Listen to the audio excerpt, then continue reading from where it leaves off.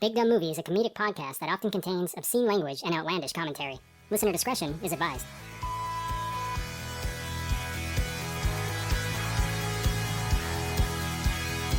Hello and welcome to Big Dumb Movie Ninja Edition, where we discuss movies of the ninja variety.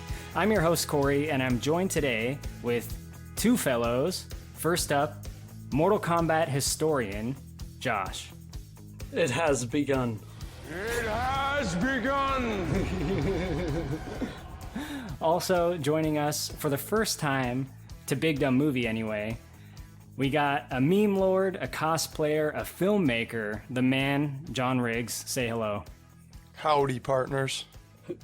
Howdy. It's good to have you on, John. It's good to have you on, Josh. I'm so glad that you guys both joined me today for this 2021 Mortal Kombat movie review. Not the 90s movie. We're going to get to that eventually on this channel, but Mortal Kombat 2021. I guess to kick off the conversation, I wanted to ask you guys, Josh, maybe you can go first. Like, what's your experience with the Mortal Kombat franchise, and what are your favorite or least favorite games? Okay, so I guess I'm the local Mortal Kombat aficionado or something, right? You are. So I grew up playing the fuck out of Mortal Kombat. It's fighting games in general, but specifically a lot of Mortal Kombat and Street Fighter. But for this conversation, we'll stick to Mortal Kombat. So I started playing, I think Mortal Kombat 2 was my first Mortal Kombat game, so I have a lot of fond memories of trying to beat Kentaro and get to Shao Kahn with my older brother. He's the Cheetah Goro, right? Yeah, that's the Cheetah Goro guy. And I think the first Mortal Kombat game that I actually owned personally that didn't belong to my brother was a copy of Mortal Kombat Deadly Alliance. So that has sort of nostalgic memories for me, but it's not a good game. It's not a very good game at all. Okay. But somebody put a gun to my head and said, what's my favorite Mortal Kombat game? I would probably go... Yeah, like if Stryker put a gun to your head and he was like... Yeah, right. Yeah, I guess I'm going to go with Mortal Kombat 9. In least favorite, not counting Sub-Zero mythologies, I'm going to say, Mortal Kombat Armageddon. Okay, well, we can count Mortal Kombat mythologies because in terms of like my least favorite Mortal Kombat game, that's the one I was going to use.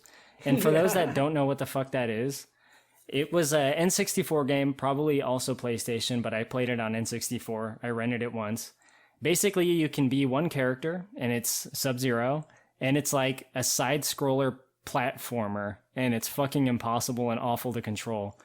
If I remember correctly, you have to like press a special button to like face the other way, to face left. So it's like really fucking hard when you have enemies coming at you from both sides. And like the jump, like hit detection is non-existent.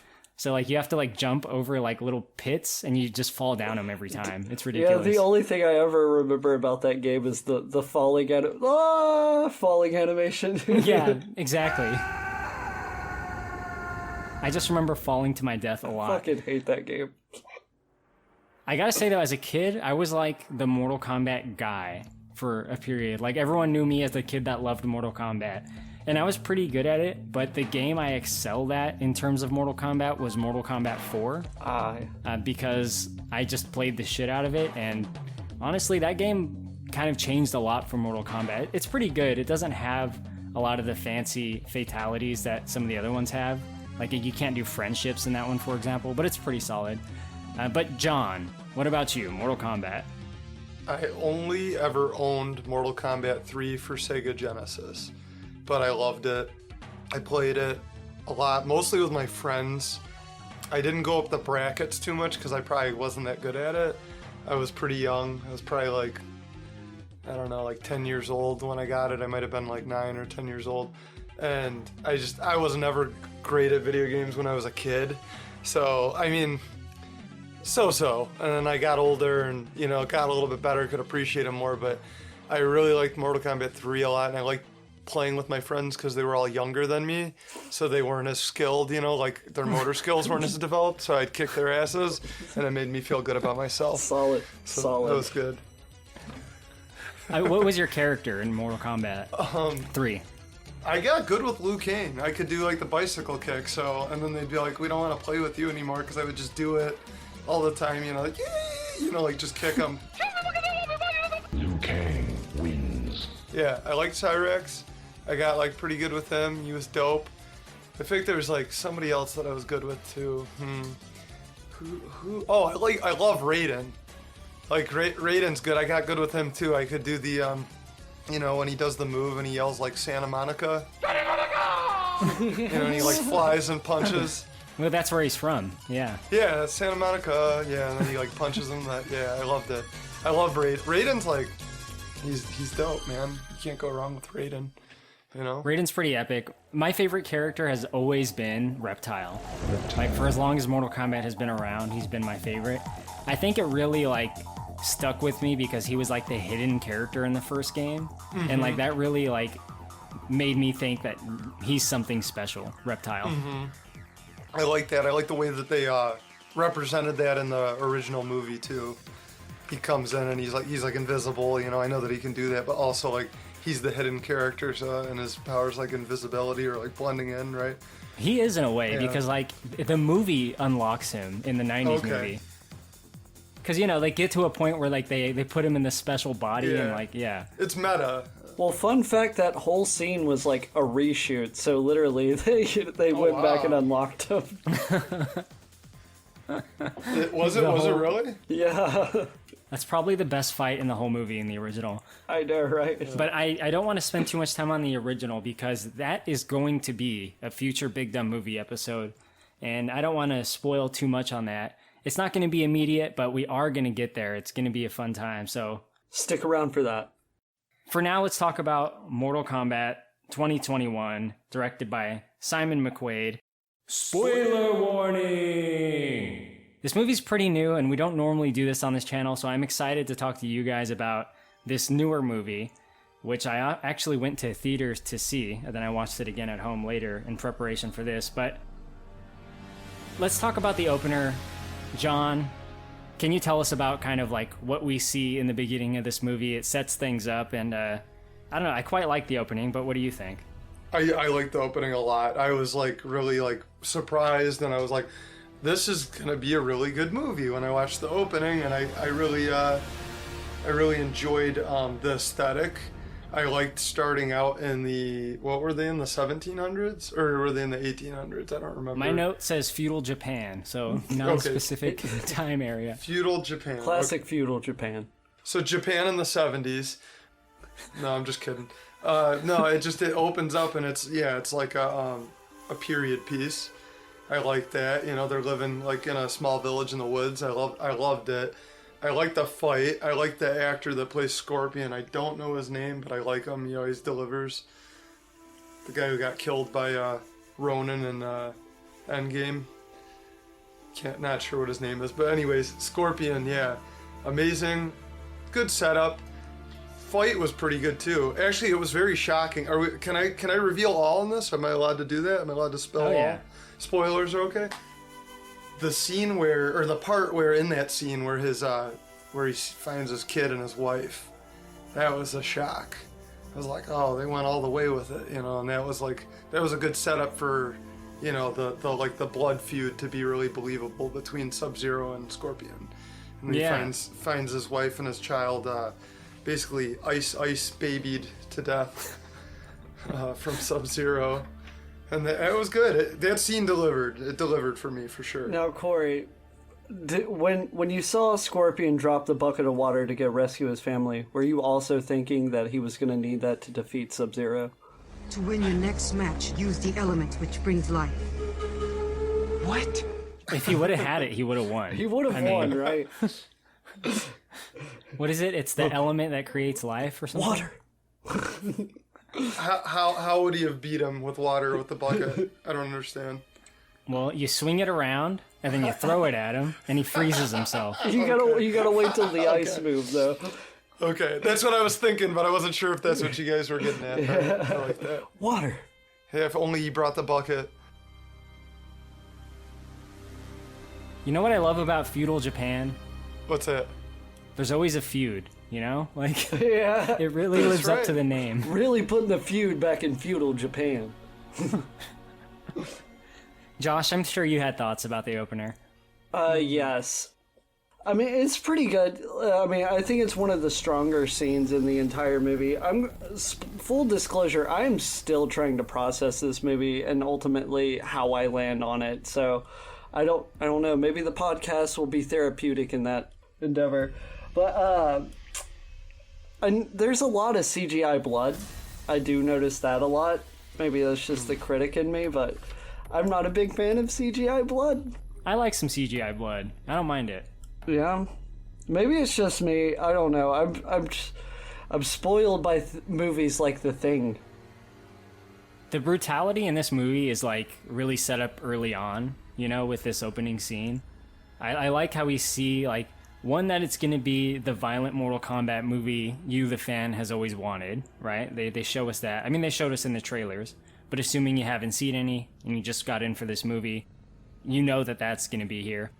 But it also sets up our villain, which is Sub-Zero, or Bi-Han. Not sure which one name I'm going to go with, but I really like that idea, right? They could have gone any route with this. They could have made Korey the big villain. They could have made Shang Tsung the big villain, which he kind of is in a way. But really, in terms of story, the guy that sets off the story, the villain, and the guy that we finish the story with, Sub-Zero, he's the main guy. And he's a character that everyone knows, and he's a character that basically like everyone respects, right? They didn't pick some like lame, like it's not that Kano's the big villain. You know, they picked a character that I think is perfect for that. Don't you think? It was pretty interesting. Everybody wants to fight Bi-Han, but nobody wants to be Han. I tried. I'm sorry. I apologize. It was a bold move for sure. It was a bold move for Sub-Zero, but I just I don't know. Like for me, I was kind of like I was waiting for them to kind of start the actual Mortal Kombat tournament, and they don't really do that, do they? No, they don't. I guess Yeah. that's going to be in the sequel. That is one thing that bothers me Right. about a movie in general, is Yeah. when it's building up to a movie that never happens. Yeah, it's a bummer.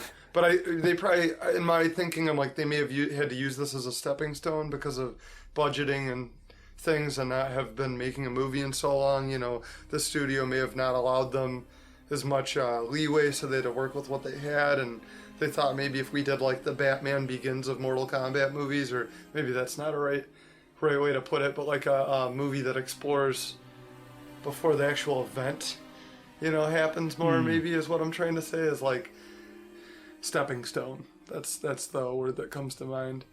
It is, and this movie is almost certainly getting a sequel. So Yeah. I think your thought process on that is on the mark for sure. Right. Just before we move on, I do want to say that the fight with Scorpion, the original version of Scorpion before he becomes Scorpion, and Sub-Zero, Be Curious Hand, that is really good. Like, even the henchman stuff, like, just seeing him take out these dudes with his, like, rope spear is, I think it's quite nice. And there's a reason that this first 7 minutes of the movie, or whatever it is, was released online for free. Like, they were like, okay, this part is really fucking good. We're going to get people in with this. And I think they did in a big way. For sure. I guess one quick note before we move on as well. One of Scorpion's children is taken by Raiden, right? We see Raiden after the fight, after Sub-Zero kills him. He tries to end his bloodline, but he doesn't really, because there's a baby that is taken away by Raiden. But shortly after that, Josh, we get to see our actual main character of the movie. My favorite character in all of Mortal Kombat, Cole. Man, classic Cole. I love picking him in the game. They didn't even bother spelling it with a K. Ed Boon must be rolling in his grave. The man isn't even dead yet. He's alive, yeah. He's rolling in his chair. Yeah, he's rolling in it. His eyes are rolling, that's for He's sure. rolling in his bed. Spinning around in his chair. So, He's just spinning around in that swivel chair in disappointment. Yeah, he's a underground MMA fighter. Classic, Cole. May I ask a question? Could you guys explain Cole to me? Because like is he a reference to somebody? Because that's the part I was unclear on. I'm not as familiar as you guys are. He's not. He just was thrown into this movie, huh? Yeah. Oof. He is a newly created character specifically for the movie, which is just a bizarre choice, isn't it, Josh? Oh my god, it worked out so well for the 90s live-action Mortal Kombat show, Mortal Kombat Conquest, when they made Zero and Taja. Does anybody remember those? No, they don't. No. Yeah, it worked out so well. I take it didn't work out very well. It did not. The one chick, though, from that show, Taja, is the female Terminator from Terminator 3. That's something. The Terminatrix? That's not good. The Terminatrix! Yeah, that was her. Oh, God, yeah. So we have Cole, who's like our point of view character. He's introduced to this crazy world that he has to participate in. Again, newly created guy. I mean, they have him, but you know who they didn't have? My favorite character, Chan.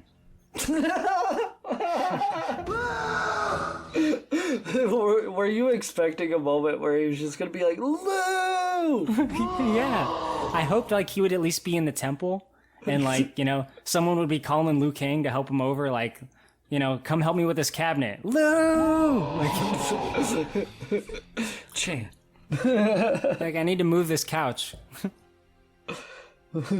Move! No, so, like, yeah, Cole's a little pussy, and he taps out like a little bitch. Yeah. Like, Chan must be rolling in his grave. He's actually in a grave. This one's actually in a grave. Yeah, so Cole's a family man, a cage fighter.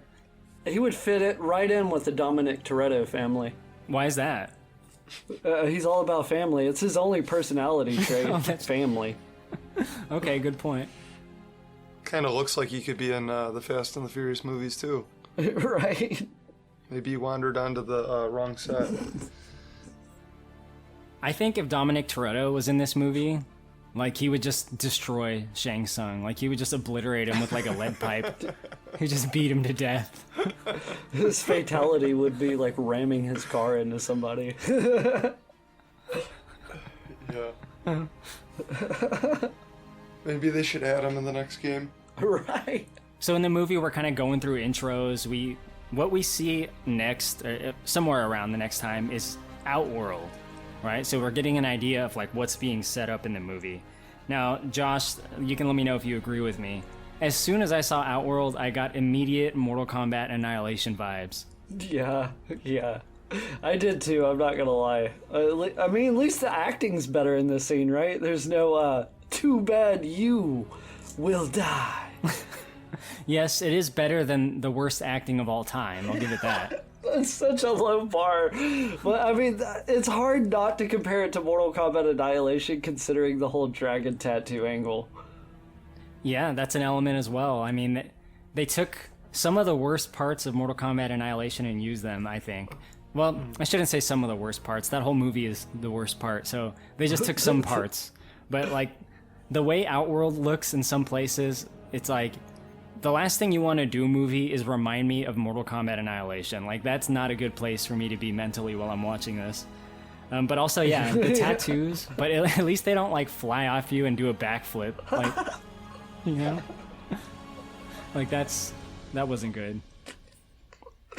Oh, God. They're not spending half the movie trying to find their animality for just 5 seconds of bad CGI. Feel your animality.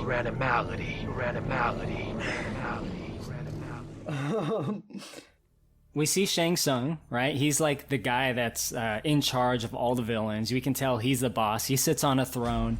He orders people around. He's lame as fuck. He is played by Chin Han, I think his name is. He's the guy that played Lao in The Dark Knight. Oh no, yeah, I recognized him right away. I was like, that's Lau. Like, you know, Batman better come get him. You know, Yeah, look what he's right? doing now. Yeah. It's like I was surprised to see him in that role. He did all right, but I was surprised to see him in that role. I wouldn't have cast him, but you know, we'll see what's to come.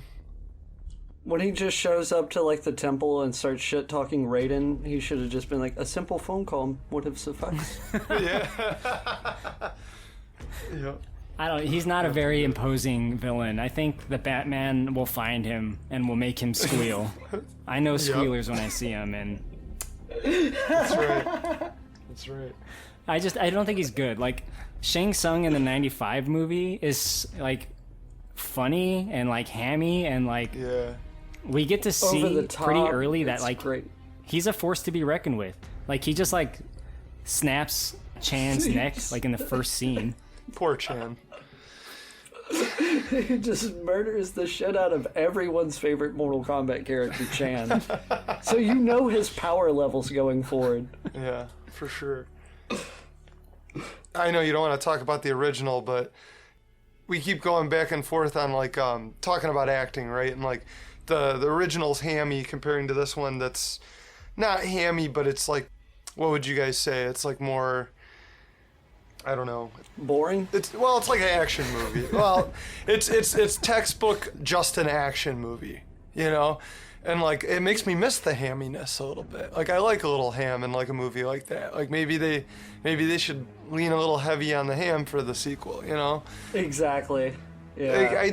Like it's the video game, the original. I mean, the idea of it, where it comes from, like that's when the video games became violent and it was extreme and it was like it was funny kind of in a way too, because it's like, okay, like this is funny and it's making the parents kind of mad and everybody's like going nuts, and it's like we need to like go back to that because that is a part of the culture with it. And like I'm not a big gore fan, but I hope when they do the sequel, and I hoped in this movie that it would have been more fun. You know, like I think that, you know, they get so worried about it being serious that they forget to have fun with it sometimes. And like if they did have fun with it, I think it would help a great deal. I think, you know. That's a really good point. You know, there's an inherent comedy to Mortal Kombat, right? Like it is funny. Yeah. And that should be carried over. I mean, that's, I guess, kind of the element that was missing in some of this. Right. With some of this. We'll cover that more, but some of it.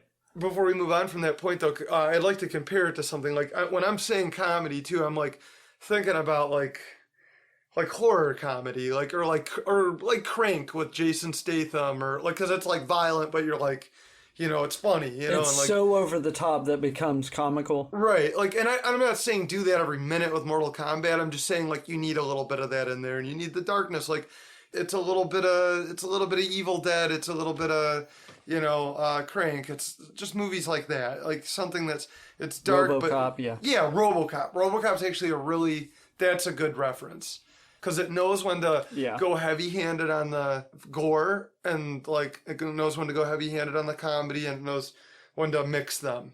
You know, and it's like you can find that median, and it's gonna change scene to scene, of course, but that's my take on it. So you're saying Paul Verhoeven should direct the sequel? Paul Verhoeven, yeah, sure. Why not? Why not? Yeah, let's get him. What's he doing? Where's he at? What's he doing? Let's go. Where are you at, Paul? Phone call. Yeah, Paul, if you want to direct the next movie, comment on this video on YouTube, and I'll send that up the chain. We'll make it happen, we'll dog. call our people down at the Mortal Kombat headquarters. Yeah. So, Cole and his family, they get attacked, right, Josh? This kind of kicks off the series of events. Okay, so right before this goes down, there's a scene where, like, Cole notices it's snowing outside, and it's the way he delivers his line, like he carries that S a little too far. Like, he's like, it's snowing. It's snowing. It reminds me of It's Always Sunny in Philadelphia, when Charlie writes the play and Frank carries the S in Boy's soul, so it sounds like Boy's hole. Gotta pay the troll toll to get into this boy's hole. You gotta pay the troll toll to get in. You want this baby boy's hole, you gotta pay the troll toll. Stop. All right, not bad. Good rhythm, love the enthusiasm. I feel like you're saying boy's hole, and it's clearly soul. And I know, Artemis, you did write soul, right? I did write soul. So it's boy's soul. You gotta pay the But yeah, Sub-Zero shows up just, ruining everyone's day. Jax shows up, rescues him, drops a couple F-bombs, let you know this ain't your mama's fucking Mortal Kombat. Hell no. And then we get the fucking cringiest line of dialogue in the entire movie, that it's not a birthmark, Cole.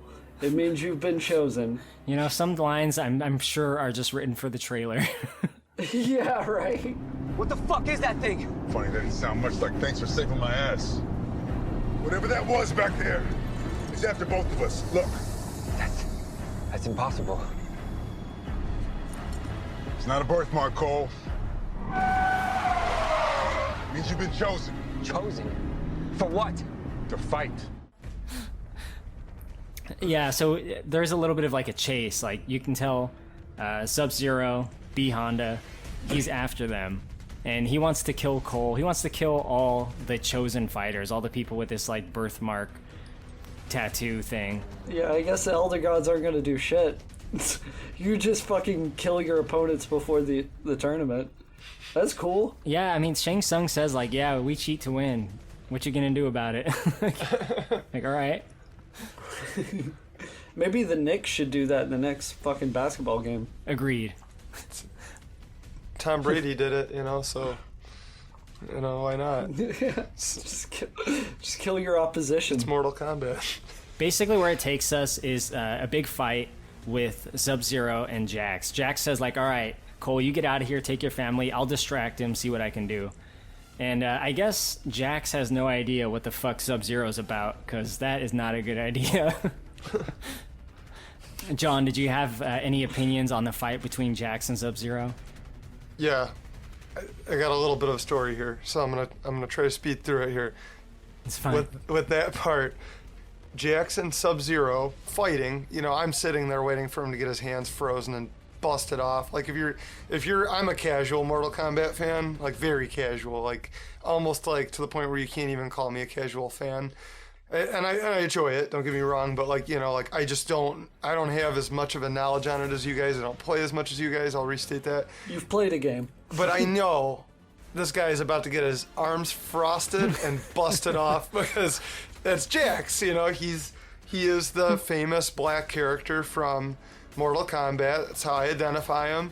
I see him, he walks on, he's jacked, he's got his dog tags. I'm like, that's Jax, I know, he's already introduced at this point, so of course I'm gonna know, but he walks in there to fight Sub-Zero. And I'm like, oh, dude, no. I'm sitting there watching it with my buddies, and I'm like, we're all waiting, we all know it's coming, and he just, he gets his arms blown off.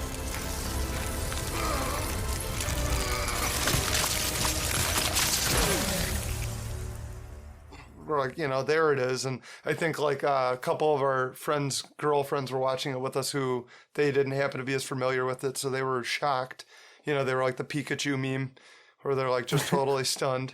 Just Pikachu O-facing the whole time. Yeah, they're like, oh my god, and we're all laughing, Troll-2ing. Oh my god, they busted his arms off. Oh my god! Yeah, just like Troll 2. So anyways, that happened, and last night, this happened. This has nothing to do with this. I'm so sorry, except for the fact that last night my girlfriend went to her friend's bachelorette party, and there was a stripper there, and when we went to pick her up, and my cousin was with her because they're all friends. And I picked up, my cousin, and I'm dropping her off at home, and we're driving, back. My girlfriend, my buddy was with me, and we had, he was the one we were watching, Mortal Kombat together a week before. We're driving home. She's telling us about the stripper, and she's like, he had breakaway pants and breakaway underwear. And so we were talking about that, and we were saying, what if he went to rip off his shirt and he just ripped his arms off? and they just flew on the floor. And so we were cracking up about that. I don't know why we thought that was so funny. And then we were talking about Jax, relating it back to that. And we're like the pants stay on, but the arms come off. I don't know. We were laughing about it. It's dumb. The ultimate female fantasy. Yeah, she was just like, you guys are stupid. That's not funny. And, I had to share it with you guys because it just is so fresh in my mind from yesterday. And we were laughing pretty hard about it. But anyways, yeah, that's it. I think in the fight, they build up to Jax's arm freezing like pretty nice. Because, your casual viewers like myself and you, John, we are anticipating it. Yep. And there's a couple moments where Sub-Zero like touches Jax's like shoulders and starts to do a little bit of freeze and then like pulls away and you're like, oh, it's coming. It's coming. Right, and they do it and it's amazing. Mm-hmm. There's a moment where Sub-Zero like backhand bitch smacks Jax and you see like ice shards coming off of it. That's pretty fucking cool. It was a good fight. I gotta say, the fights in this movie, incredible. I'm glad that they got a real team of fighters. Like the actors are like all like, you can tell like they've all had like some kind of training in their life. They avidly do fighting, it seems like to me anyways, and like that was an interesting way to like decide to do the movie, and I like that it's bold. Even if like it may cost them in other areas, it's bold that they did that, and that's something that I appreciated. And that fight too, to add like him getting his arms bust off, it was done well, even though I knew it was coming, and I liked that. But I did not like the arms that he got afterwards. We'll get there. Yeah, no. Yeah, what was up with that? Like just to build up to get the bigger arms, or the little T-Rex arms. We'll talk about that in a moment, but I totally agree. It's funny that you mentioned that. I was gonna say the same exact thing almost. Yeah. On the fight, I think it's in the trailer, so like if you've seen the trailer like me, you know it's coming. But when Jax goes to shoot Sub-Zero and he like freezes the tip of the gun and like the bullet like while it's firing is fucking epic. Like that is just such a cool effect. Mm-hmm. I like what's the actor's name? Joe Taslim, the Sub-Zero actor. I like his like head movements as the bullet comes out. It kind of reminds me a little like, I don't know, Alien-esque or Predator-esque, like... You mean when he like tilts his head to the side? Yeah, it's such a good artistic... I call that the confused dog look. Yeah. Because like when a dog's confused, they do that. Yep. They're like trying to understand something. It's solid and has a term. Like your dog's watching you jerk off and he's like, what's going on? Yeah. What do you get that peanut butter for? Is that real peanut butter? Can I get some? Oh no. Yeah, you can. But it was peanut butter. We get to see more of Outworld as the movie kind of goes on, and we're introduced to more villains. We saw Shang Tsung. We saw Sub-Zero, also called B-Rad. We also get to meet Melina. Now, Josh, Melina, I guess since we're being raunchy here, would you let her suck your dick? Okay, so... I actually, believe it or not, I had a conversation with this about my girlfriend. I think I would like... Wait, about your girlfriend or about Melina? Or with my girlfriend. Oh, okay. I'm sorry. I would totally Scary Movie 2 brown bag over the head, Whatever works, man. That's how that's gotta go down. Basically, the whole point of seeing Outworld again is like, all right, we gotta kill some of these fighters that have the marking. Let's send in an assassin, which we'll talk about in a moment, because Cole decides he needs to participate in this because people are after his family. He needs to do whatever he can do. With Jax's advice, he goes to meet Sonya Blade, right? And she kind of lives at this compound, which I'm not sure exactly what it's supposed to be, like a trailer nuclear test site area. There's a lot of like junk around. But we meet Sonya, who is probably my least favorite actor in the movie. This is where we keep all we've learned about the dragon markings. First learned about this 7 years ago. Jax and I were on a mission in Brazil to capture a wanted fugitive. When we got there, the target had superhuman abilities. tore through our unit in seconds. The target had the same marking you do, Cole. When Jax finally took it down, the dragon marking transferred directly onto his skin. I've spent years trying to figure out what it all means. Seems that throughout history, different cultures all over the world, they reference a great tournament. Look, my research shows that there's realms and species that we didn't even know existed. That dragon marking, it signifies that you've been chosen to fight for Earth. It's an invitation to fight for something known as Mortal Kombat. Did you make that last part up? It just kind of sounds like you made it up. I mean, and look, they spelled it wrong. Hey, you listen to me. I think there's another tournament coming. That's why you're here. That is why Jax and I have been tracking you. Because we need to find every last champion before it's too late. And FYI, most of them are dead already. What did you guys think? Did you think Sonya was good, Josh? I thought she was. If we're going favorites, I gotta say Cole's my least favorite. So in terms of that, I think she does a better job than the actor that plays Cole Young. Mm-hmm. Louis Tan is his name. Louis Tan, I think maybe yeah. it's because Sonya, for a lot of her opening, is like relegated to being the exposition dump character. And she's got like all the photos, you know, like she's like got all the strings going to him and shit. It's all a bunch of fucking Easter eggs. But yeah, it comes across like the clipboard that Charlie has. You know, he's trying to explain Pepe Silva. Yeah, Pepe Silvia. Yeah, exactly. Yeah. There is no Shao Kahn. There is no Shao Kahn. I got boxes full of Shao Kahn. We do see some Shao Kahn related stuff, right? Yeah, we see Shao Kahn related stuff, Kotal Kahn related stuff, Nightwolf, Genghis Khan. Genghis Khan, King Kong. King Kong. A Wrath of Khan. The Wrath of Khan on VHS. Yeah, she's got a VHS copy of it. She didn't have the DVD. Just Easter eggs everywhere. Easter eggs everywhere. The worst part, though, is Cole's fucking clunky dialogue where he's like, and look, they spelled it wrong. Yeah, Mortal Kombat, he says that they spelled it wrong. And I was like, you know what? I am glad someone said that. I'm not particularly fond of the way he said that, but... It's so bad. I mean, it makes sense that if it's in writing, someone has to say, like, it's spelled wrong, right? Right. It's just like every parent in the 90s. It's not even spelled right. What's the origin behind that? Behind the K? Yeah. They just thought it looked cooler. Oh, really? I saw Ed Boon talk about it, and it was like Mortal Kombat was written on paper, like on when they were pitching ideas for the name, and someone wrote a K over the C as a joke. Really? Is what he said. Wow. And they just were like, wow, that looks cool. You know what's funny? We did that with a film of ours in high school that we're actually currently remaking. We were like, you know what would be really funny?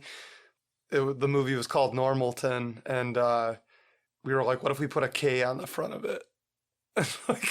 And I don't know if like my friend came up with that, and I think it's probably because of Mortal Kombat. I never even thought about it, but like normal with the silent K. Yeah, it's normal that begins with a silent K. It's called Normalton because it's the name of the town in the movie. It's like a kind of like a dystopian future western / detective thriller, and we were remaking it right now, but not to like hijack this conversation, but when we were remaking it, or like as we were deciding, you know, at the beginning, like, do we keep the K?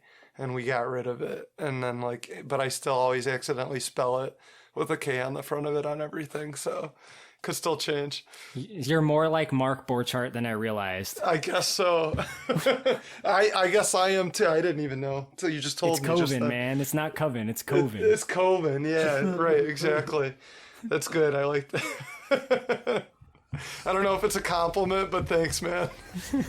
Thank you. That's what happens, man. It's around this time we get introduced to the real hero of the story, and that's Kano. Fuck yeah. Dude, I love Kano in this movie. Kano is so awesome. He carried the acting bag on his back. I agree. He was pretty entertaining, yeah. Oh, hello, sunshine. Kano? Kano what? Kano, none of your fucking business. Do I sound Russian to you, you fucking idiot? I think it's remarkable that the character that I least suspected to be my favorite character in the movie did become my favorite character in the movie. Same. Because Exactly. Kano was just like nothing. Like, Kano was taken out of Mortal Kombat 2. Like, he wasn't in the game because no one played him in the first game. Yeah. So, right. like, the fact that they made him cool is awesome. Yeah, that was pretty neat. Apparently, a lot of his dialogue was ad-libbed. Ah. Oh, really? That dude's just a legend like that? Yeah, apparently. That's what I read. Where is it? You got a pen? You want to write this down? Get fucked. You kidnapped me, you tied me up, you threw a knife in my fucking leg on purpose, and then that lizard thing took off half of my face. Lucky for me, you can hardly notice it. It was some of the best dialogue in the movie. You know? Yeah, real It's like, shit. you know, that happens with almost every movie, you know, and or like when you're giving it a good go and you're letting your actors play around, and like that's just the way it is, and like that's okay. There's nothing wrong with that. I mean, the writers will want to kill you for saying it, but like a lot of them know it too that are honest. You know, some of the best stuff comes from ad lib. Like the writers hated that Chris Pratt would always like ad lib better than they could write on Parks and Recs, you know, like, and they were they'd openly talk about it because they were cool, you know, and they're like, hey, like, you know what, we hate this guy because he's better than us, you know, but that's just the way it goes sometimes, and it's good, right, you know, because it helped the movie, helped elevate the scenes that he was in for sure, you know, and it piqued interest, but I did not like that he didn't have his metal plate on his face. So is he going to get that after this movie, you think? Or if I were to put money on it, I would say yeah. But yeah, that bothered me a lot too. Yeah. I thought about that when I first saw him, but I got over it pretty quickly, to be honest. I was like, yeah, that's true. So, I mean, they have Kano. You know, they have a lot of characters in here, but you know who they didn't have? My favorite character, Art Lean. You're Arlene, aren't you? Man, I saw you fight in London. You were great. Thanks. Who's Art Lean? I can't recall Art Who Lean. is Art Lean? Yeah. Oh, Man. God. Oh, man. He, Rest in peace. does he actually do anything before he, like, gets the shit kicked out of him? No. Does he? I was gonna say, he did, got the shit kicked out of him by Goro in the original movie. Oh, yeah. Yeah. He gets killed, right? Yeah. By Goro? Johnny Cage Yeah. knows who he is. You don't know who he is? He goes, you're Arlene, right? Yeah, I saw you fight in fucking Vegas or whatever. Art Lean. Was he in the new movie? Nah. No, okay, I was gonna say, I was like, I don't remember. Okay, you guys were tripping me out. I'm like, did I do my homework enough? No, even if he was, you wouldn't remember him, so don't worry about it. Poor Art Lean. I think that they should do a whole like a branch off movie just about Art Lean. I'd watch it. John, like let's played make by it. like Will Smith. All right, yeah, we'll just get someone really famous and people will watch it. It'll become the most famous Mortal Kombat character ever. Things that should never be made. Let's do it. Art Lean. We'll do a fan film. We'll do a Disney Plus series. We gotta, yeah.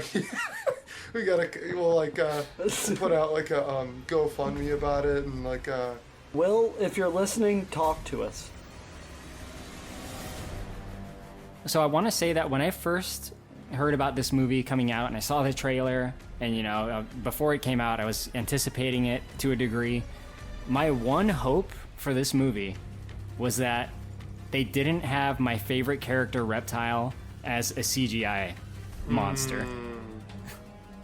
That was my one hope.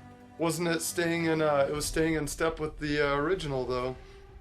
At least in the original, though, we got the human version who, like, it was really fucking badass. Right, and he didn't he morphed back and forth though? Didn't he? Was it the second one that he was animated though? Wasn't he? At some point, he was animated. No, he was animated for like the beginning part of the first movie, and then he became like the human form version after he was like unlocked. Right. In this version, we just get like the lizard monster version. We don't get the human version. So his design is based on the Mortal Kombat Deadly Alliance appearance, which is, let me just say, it's everybody's least favorite. So that's the one you go with, obviously. Right. Because it makes sense. It's too bad, really. I mean, it's a fight. You know, this is a fighting movie. It's based on a fighting game, so of course there's going to be a fight here. And I guess they need someone to be a disposable villain. But I'm just kind of pissed that they used him, like, because again, he's always been my favorite. When he's visible, because he's cloaked a lot of the time, but when he's visible, he looks like a little Godzilla, doesn't he? He looks like a fucking Komodo dragon or some shit like that. He's like Godzuki. Yeah. Yeah, he was kind of like the Geico lizard on steroids. Yeah, the Geico lizard's pissed. Like, you know. He's just there to sell him like car insurance, and Kano rips his fucking heart out. Yeah, that's it. I do like that they show that Kano is pretty badass, because like this lizard monster is like fucking shit up and is like scaring the shit out of Cole and Sonya, and Kano just like, once he's freed from his chains, he just like boxes it, like he just puts his fist up and like goes toe to toe with it. He's from Australia, and they have that's like you walk outside and there's stuff like that. So they box kangaroos out there. You gotta box kangaroos to check your mail, dude. Just another day, for an Australian. So. Right. They don't have cars. They just ride giant spiders. Shave with fucking razor blades. Yeah. And they eat tires instead of licorice. Right. Yeah, real shit. Oh man, that's good. Reptile, huh? So that's a thing. Very disappointing for me, but I do like seeing Kano do his fatality. He rips the heart out. Like, that's fucking epic. Like, that was his fatality in the first Mortal Kombat game, so that's especially cool. Yeah. Did the Kano wins line take anybody out? Because I think I'm okay with it. Kano wins. You fucking beauty. I'm okay with it if it's him. Yeah, it was on brand for his character. The more that you got to know him, that was kind of early on knowing him, but then it was like, now looking back, it's like, oh, fuck yeah, Kano wins. I thought that was pretty good. Make yourself at home. Yeah, I have. Oh, by the way, your beer's shit, and you're almost out of it. What are you doing? Just working on a Kano graphic novel. I fancy myself a bit of an artist. He's a psychopath. All the best artists are a little twisted, man. Kano, like, as a quick side note, like, this is a total throwaway line, but I love it. Like, the fact that he's illustrating his own graphic novel. Like, why? I don't know. That's like, just, he's just a funny guy like that. I remember my girlfriend asked if that was a thing from the games. I was like, no. Like, nobody gives a fuck about Kano for real. It's a nice little character thing, I guess. Do you think he ad-libbed that? I don't know. I doubt it, because they have an insert shot of his drawing. So. Oh, okay, yeah. So then no, but that's funny. I think that's funny. And that's the kind of RoboCop stuff that I'm talking about from earlier. Like, we need more of that. Like, that's, say a tough guy. We've all known tough guys, and then you find out like, but they like doing this one thing, and you're like, you do this? It's like, that's kind of funny. Like, you watch Dragon Ball Z? Yeah, or like, like, I don't know, like you go fly fishing, or, not to knock fly fishing, but it's just like, it's something that's like off, like, it's like how you expect you go fly fishing? Only little bitches go fly fishing. No, not like that. Like, see, I don't want it to be taken that way. It's like you're used to, like, you meet somebody like that, and it's like, oh, okay, like, oh, you like to go in the outdoors, you like to go lift at the gym, you eat a lot of protein, like, okay, like you're a tough guy, whatever, like, you do this or that, you chew tobacco, oh, you fly fish? And it's like, it doesn't fit into that. You have a stamp collection? Right, yeah, oh, you have a stamp collection? Right, it's like, oh, it doesn't fit into that. It's funny, though, and it's like people, it's how it is in real life, but like in a movie, you never see like everything contextualized like that all the time. Like, so when you do, it's a good treat, I think. And I love that. I love that part. I love that part. They need more of that. That's what I want more of personally. So Kano joins our group of heroes. They make their way to Raiden's temple. They decide they gotta meet up with the other chosen people, which, by the way, Sonya is not one of. She doesn't have the marking, but she's going anyway. They go to Raiden's temple. On the way, they meet Liu Kang, who is not the main character of this movie like he was the original. Josh, do you think he would have been a better fit as the main? Oh, that is a hard. Would I have preferred Liu Kang to be the main character? Yes. Does this actor have the chops to pull that off? I don't know. He's not given a lot to do, so it's hard to tell. I think he's fine as Liu Kang. I've heard other people complain about him. I thought he was all right. I didn't watch Power Rangers. Is he good in that? I haven't seen that one that he's on. He's on like. Well, I think he's in the movie, right? No, the 90s no, movie? no, He would have the been like reboot. 10. Oh, no, the reboot. Oh, I don't remember. Maybe I'm misremembering. Yeah, he's a Power Ranger somewhere. Okay. Yeah, you're probably right. The newer one, maybe. But he's got fireballs. Yeah, I like Kano's little line as Liu Kang's approaching, calls him MC Hammer. That is so good. I love that. So good. And it's so quick. It's like abrupt because he's immediately hit with a fireball, which is like, I love those quick jokes that like I'm proud of myself for getting, you know, like before like the movie has moved on. I don't really like it when a movie hangs on a joke. Yeah, look how clever this is. You made a pop culture reference. Yeah. Right, exactly. Liu Kang's fireball thing. So he takes him to the temple and he says, I'm going to start training you guys. And this is where we start to understand like what they're trying to do in terms of preparedness for the upcoming Mortal Kombat tournament, which John said never happens. But the point is they need to discover their inner power, right? If you have the marking, the birthmark that Cole calls it, but if you have that dragon symbol marking, then you can unlock an inner power. It's not a birthmark, Cole. Oh, right. Yeah. But I guess this brings up a whole nother conversation because this is something that like I didn't get about the first movie and I kind of wanted. Because like we see Johnny Cage, Sonya, and Liu Kang in the 90s movie, right? They can't do any like powers. So like how are they supposed to stand a chance to people like Sub-Zero or Scorpion? You know what I mean? Like Liu Kang does a fireball at the end, but he never does it in the next movie. So it's like, what happened with that? At least in this movie, there's like a reason. I can answer that very quickly. You need a bucket of water to defeat Sub-Zero. 2, you need a spear and shield to defeat Scorpion. Okay. Next question. And then you do a friendship. Yeah. Yeah, you gotta give him an autograph. I like a lot of the second act of this movie, the training stuff is like, you need to unlock your inner power, right? So that's what they're doing at Raiden's temple here. And I guess we can introduce some of the other people that we meet. John, you mentioned that Jax is alive, even though he was seemingly dead. And yes. He's getting treatment, I guess, at Raiden's temple, right? Mm-hmm. This is where I'm going to have to be painfully honest. And you may never ask me to be on here again. So, I may or may not have taken an edible about halfway through the film to enhance my experience of Mortal Kombat. Did it work?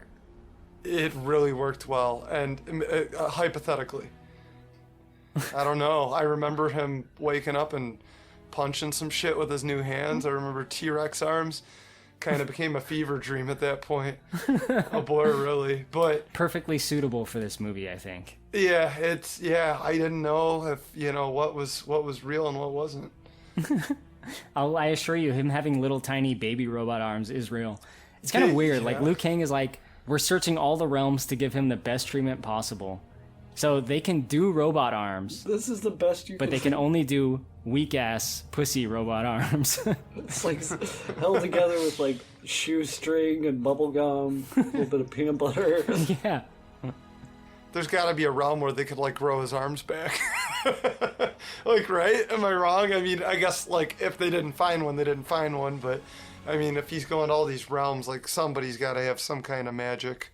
I don't know. There's no Wakanda realm.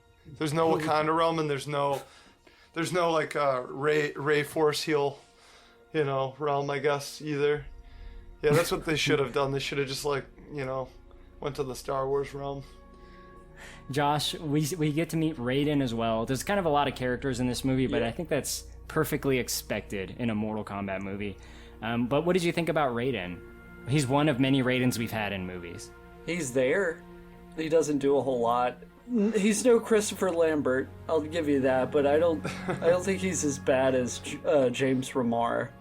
Can I ask you a question? Did you like Christopher Lambert as Raiden? Oh, I love Christopher Lambert as Raiden. He's probably like the best thing in that whole movie. Christopher Lambert as Raiden. One of you three will decide the outcome of the tournament. The fate of billions will depend upon you. Sorry. He's definitively Raiden because he was first, right, in the movies. But like, I wonder about that sometimes. Like, because when I think of Raiden, and when I remember, like, I was like 7 when the movie came out, I think, or maybe I was 6. But I remember watching it then and being like, wait, Raiden's like this white guy? Like, and he was like, yeah, well, you know, I didn't use such language, but I like Christopher Lambert. Like, I like him. He's good. Highlander is amazing, you know? But there's just something, I don't know what it was. I just, like, when I was a kid even, I was like, I don't know if that fits.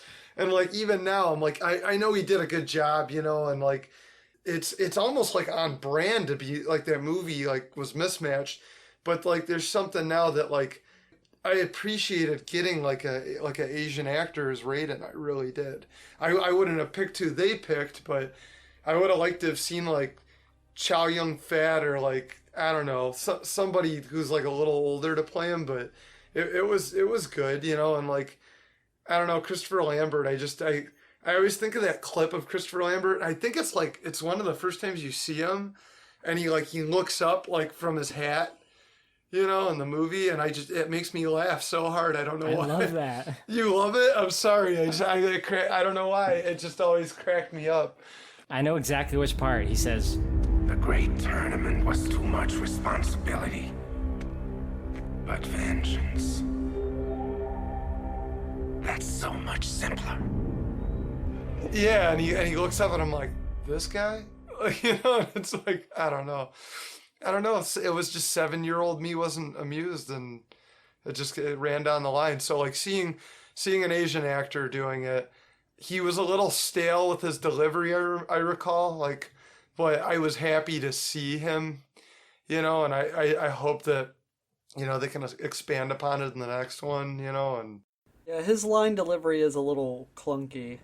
Lord Raiden, why couldn't you save him? The gods are forbidden from engaging in one realm's war against another. It is my job to protect Earthrealm, but I cannot save every soul within it. It is, like, maybe they can recast him as Chow Yun-fat, you know, or somebody else. I guess I kind of agree with Josh. Like, he's definitely not Christopher Lambert for me, who I love and I think is hilarious as Raiden. But that must be it. I just think he's funny. Yeah. But he is, I guess, better than James Remar cosplaying as Raiden or whatever the fuck that was. Like, this is not about blame. We're together in this. Each of us must help and support the others, like a family. What's the deal with your arms? I've known you 1 minute, and you dissing me already? I mean no disrespect. You have real skills. But those arms are not your strength, they're your weakness. Yeah, well, thanks for the tip. Yeah. It's a new look. Oh, God. What if, I know, like, you know, they were on a budget here probably, but like Jet Li as a Raiden, I'd like something like that. Yeah. I'd be in for that. Yeah. That's what I always wanted from like that character. Got to shoot him at a very like Tom Cruise angle to make him look taller. I know. They're all running past and it's just like that. You just see his hat. It's like a child. You see like the point? Yeah, just like the point of his hat as he runs by.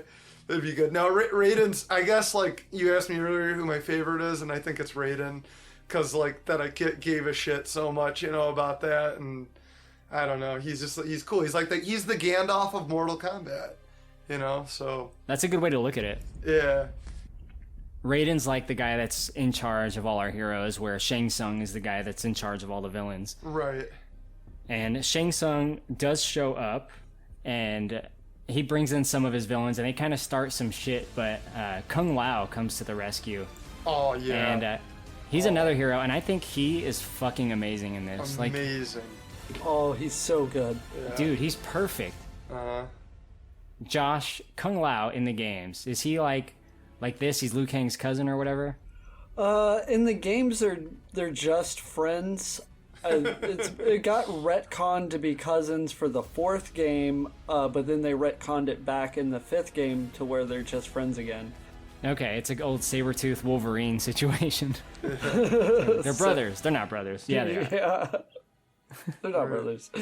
Yeah. So, yes and no. They're just more or less just good friends, but I don't mind them making them cousins. Yeah, I mean, I think it's cool. It gives us a little bit of a connection between them. Kung Lao, his inner power is his hat. Does that make sense to anyone? Like, when he unlocked his power, did a hat like form on his head? I love it. I don't know. But I love it.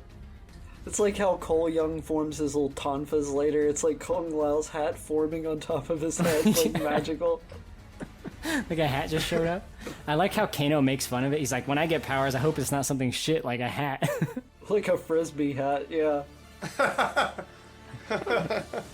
Dude, Kung Lao's so cool though, guys. Come on, that's like a badass power. I love Kung Lao. No, it is. It's so good. Like I feel like that's to me is like something that's very on brand of Eastern culture and like Dragon Ball Z and stuff like that. Like it reminds me of like you'd meet a character who could do that in Dragon Ball, maybe more, not like Dragon Ball Z, but Dragon Ball. And like definitely. I love that. I love it. I think it's like it's so cool. It's and then you got like Kung Fu Hustle, as a comedy, but like when you have like characters like that, oh man, I think that's so cool. When I was a kid, I might have thought I don't remember that it was tackier, but I always liked his like character design. It's a look, it's very much a look. I like that he's kind of, he's just there to be a badass, but and it's okay, and throw some frisbee hats around at people. I like that a lot. It works. It's cool, actually. Yeah. I mean, there's so many characters in this movie, but you know who they didn't have? My favorite character, Sawada. Sawada. Kono. Yes? A single boat against everything he's got? The pilot would have to be out of his mind. I thought for sure you were gonna say like the Tiger Roar guy that fought Liu Kang. You know who they didn't have? Lion Roar guy. Lion-O. Lion-O from Mortal Kombat. That would have been tight. No, but I love Kung Lao. Like, Kung Lao and Liu Kang, they start training these guys, and Kung Lao, like, his training bits with Cole are especially good, right? Like, that is just some good, like, hand-to-hand combat shit. When they're in their little ring and they're fighting each other, like, this dude is good. God, I get so giddy every time Kung Lao throws his hat. It's so good to see it in live action. Was he hadn't been in any of the other movies, had he? Or was he in the second one? No. The second film? He's the main character of the live action Mortal Kombat show, Mortal Kombat Conquest. Is that the one you sent me a clip of, Josh? Yeah, some solid cinema. When is that from? I think it ran from 97 to 98 or 98 to 99. It only lasted one season, and one season's all you need. It's like a Firefly, alright? Okay. I am sure it'll live up to the Firefly fandom. So training, right? So everyone's getting trained from Liu Kang and Kung Lao. Those are the only two that have unlocked their inner power, their arcana, or whatever it's called. Kano trains with Liu Kang, and like, they just wipe the floor with him. Like, he gets sweep kicked, and he like gets up, and he gets sweep kicked again, and he just keeps getting sweep kicked. It's like, it's funny because it's almost like a game reference, because someone would always do that in a game. Like, they would just keep doing the same move. Apparently, the director insisted they put that bit in because that would happen to him in the game. Okay. He's like, is that the only move you know? Right. Who hasn't it happened to? It's highly relatable. Or I remember, like, when Mortal Kombat was new, it was like the first fighting game where you could like punch the way you punched in Mortal Kombat, where it was a continuous motion. Any other fighting game like Street Fighter, like a punch, it was like a forward and back motion. But in Mortal Kombat, it was like continual with both arms. I remember some people would just hold down the punch. You remember that? Yes. Me and my girlfriend played a couple of the older games like a week or two ago, and it's mostly how we got through the ladder. Just keep tapping that punch button. Yeah. So Kung Lao is, again, trying with Liu Kang to help them unlock their inner power, and I think they kind of realize that through their training isn't going to work with Kano. Like, they have to get him fired up. So at dinner, they just, like, start, like, how would you say, like, trolling him? Yeah, they bully him into having powers. I love Kung Lao's line. He says, terrible fighter, zero skill. Maybe you should lay off the egg rolls, seeing how you wouldn't be ready to fight if you had 100 days to train. I'll dump it down for you. Fat, lazy pig. What did you say? Terrible fighter. Zero skill. You got a death wish, mate. Combat takes intelligence. But you're like a dog. A dog who fails his training classes. Well, how about I take that stupid fucking sombrero you wear and shove it so far up your ass you start speaking Spanish? How does that sound? You can try. I just fucking might. Oh god, yeah, that's some really good Kano banter. I knew the setup when Liu Kang said you should be on your knees before this, man. I was like, oh god, you don't set up Kano for a knees on your knees kind of pun. And he's sure enough, he's like, get on your knees and suck my sack. Oh, fucking here we go. You're like an aggressive little bunny. Soft and useless. Angry mentally, physically. You should be on your knees before this man. I got a better idea. How about you two get on your knees and take turns sucking my sack? Do you have any fucking idea who you're talking to? I'm wanted in over 35 countries for shit you fucking ballerinas couldn't even imagine. You're angry. Oh, fucking nothing gets by you, does it? The balls on this guy too, like they've just been whooping his ass all day. They can shoot fireballs. They got a Captain America shield hat, and he's still talking shit to him. Let me educate you, motherfucker. I'm Kano! I'm the Black fucking Dragon! And who are you two, huh? You some fucking cave dweller hippie twirling his anal beads, taking orders from this wushu wanker who wears a hubcap as a helmet! Now sit down, shut up, and pass me a fucking egg roll!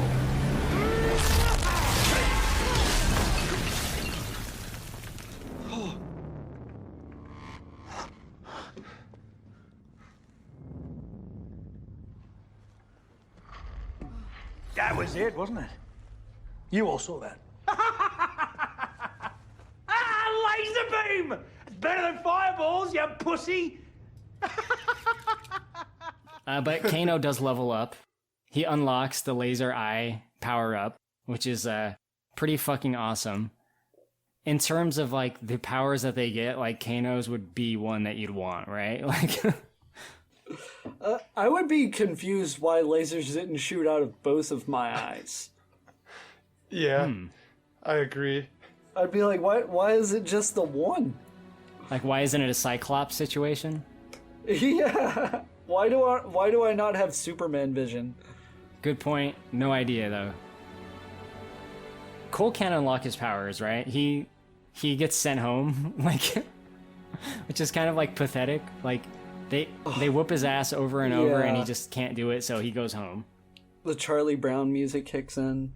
Yeah. Just sinks his head down and just kind of trots home. And this is around the time when Shang Tsung sends our villains after them and says, all right, like, I got a plan. We're going to take down Raiden's shield. We're going to convert Kano to our side. They kind of get the wheels in motion for the third act. And I guess we should talk about Outworld a little bit, because, like, we see more of that Mortal Kombat Annihilation Outworld, and we see more villains show up, right? Because we already saw Melina, and we saw Sub-Zero.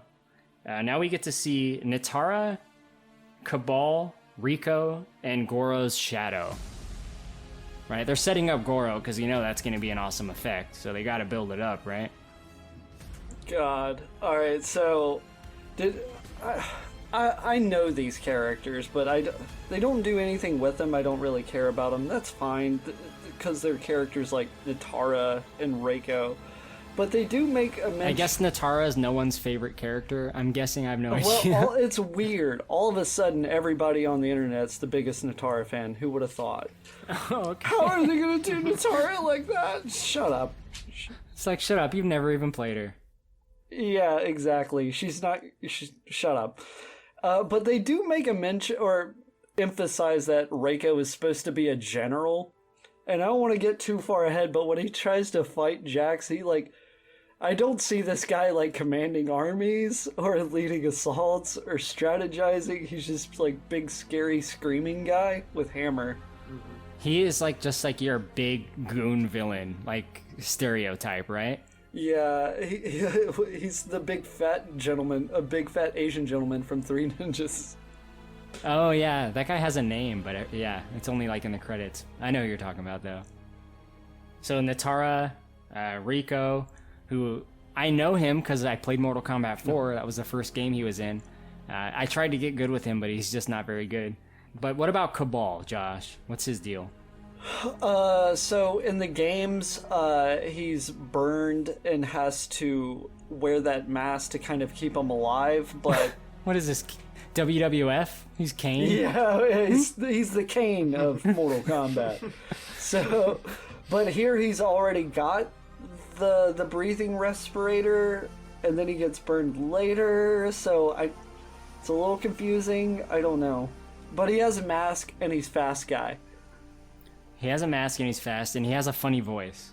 He's got a very, New Jersey kind of accent. I don't know, I can't quite place it. I think I can help. Did you see a guy down there? Complete fucking asshole. Answers to Kano. Kano? Yeah, he's the reason I live in an iron lung. He's a low-life piece of shit scumbag. You're gonna love him. He doesn't sound like you think he would sound. He sounds like the latest iteration of Cabal from Mortal Kombat 11. I think that's what they went, okay. or took a lot of inspiration Yeah, I kind of thought he would from. sound like Bane or something, you know? Oh, no. He'd have this crazy voice to go with his crazy look, but he's like, hey, I'm walking here, Kano. Wait. Yeah, what a fucking asshole. You want me to fight in Mortal Kombat? Forget about it. Hey, fatality. So there I was. She was sucking my dick, see? He's just, just chilling around caballing, I guess. Cabal's... He seems like, with his power, he'd be unbeatable. He is until he isn't. Yeah, I guess. Fortunately, he is ambushed near some quicksand later on, or whatever. Yeah. So like I said, Cabal gets Kano to change sides. They drop the force field, and we get some big fights. John, of all the big fights that kind of go on at the same time around this area, which one would you like to talk about? All right. So about this time, I'm tripping face. And, I don't know, Sonya from Goro. They both have ponytails, that's all I know. Exactly. They both have big pectoral muscles. But Goro looked amazing. He looked amazing. I hated Goro. You hated him? I hated the way he looked. Why? Because he was just your, CGI creature, that I've seen so many times in so many movies. Yeah, the CGI. I don't know. I didn't mind the design with the he had. I remember he had the furry shoulders, kind of, and the shoulder pad and everything. And yeah, but to note on any of those fights, I would be absolutely lying to you. Do you? But I have a question. I'd be lying to you if I told you that I could remember them. Do you like Goro from the original better than this Goro? Fuck yeah, dude. Yeah, he was spooky looking, the original and the practical effects and everything. I love it, and the animatronics, and it was like a crazy amalgamation that they did at the with using an actor with an animatronic on top of the actor. Yes.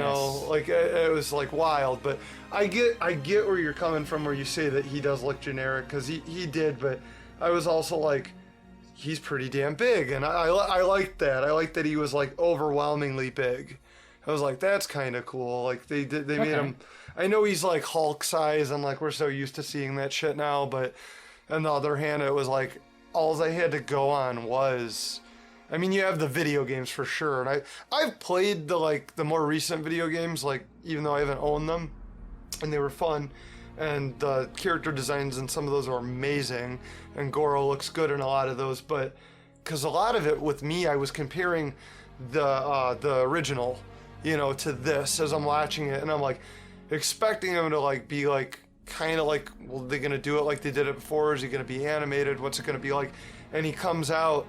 And he's animated, but he was big, and I was like, "Oh, I like that." Like I focused on that part of it. I was like, you know, that's kind of neat because just maybe for me, it's like I was comparing it to how big the last Goro was. He was big. They made him seem big, and it was like freakishly big. But now he was like overwhelmingly big, and it was like, "Oh fuck, how are they gonna beat this guy?" That's the good takeaway that I have on it, you know.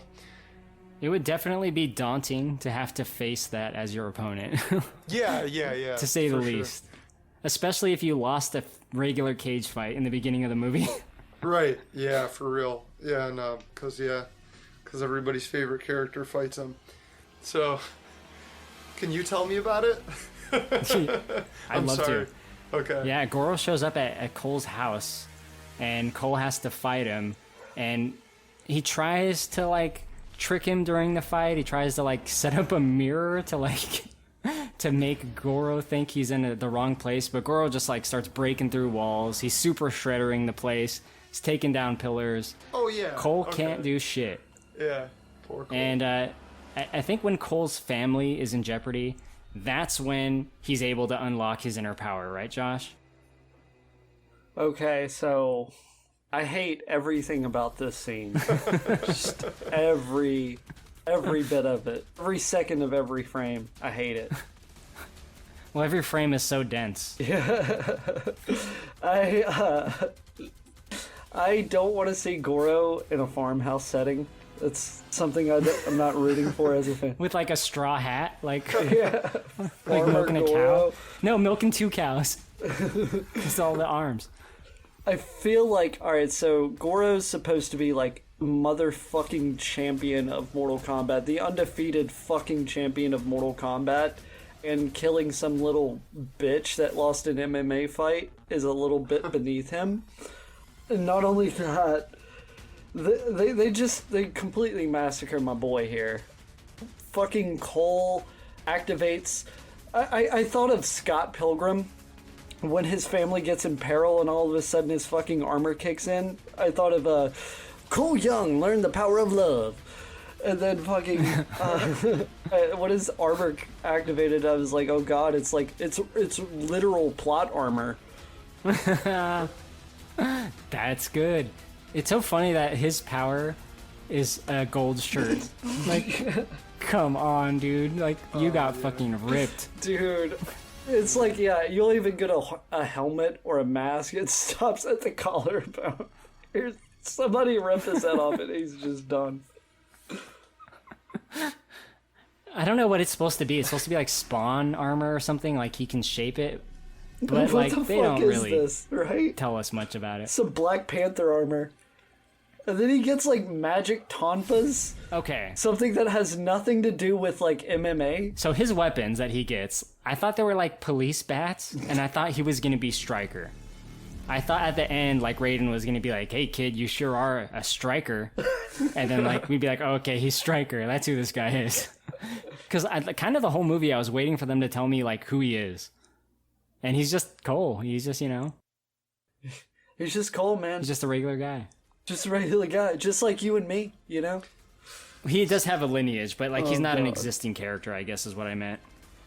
So that's Cole. He must have the sharpest blades ever, because the lightest touch just cuts Goro open, like, just spills out all his guts, right? It's made out of CGI, like fucking Play-Doh or some shit. Here's the thing, Goro is holding him and about to rip out his spine, about to like pull his head off completely. And I'm like, okay, like Cole must be really strong to not be pulled apart yet. But when Cole cuts Goro open, just clean slice, done. Like, cuts his hand right off. It's just, like, too easy. God, it's... Oh, man. That's what happens? Shit, I didn't know Yeah, while that. you were having your, like, ketamine trip, Goro was getting sliced up. Ketamine trip. The thing with Cole, it was very... something that they did back in like the 80s and the 90s that I thought we had gotten rid of, that we don't need anymore in movies. He was like a surrogate, right? Like he's a surrogate for like regular dudes to relate to in Mortal Kombat. But why the hell do we need that? We don't. Yeah, I know. I'm supposed to be like, yeah, I also care about my family. You know, I would do anything to protect them. It's so relatable. I have a family. I care about them. I have no personality.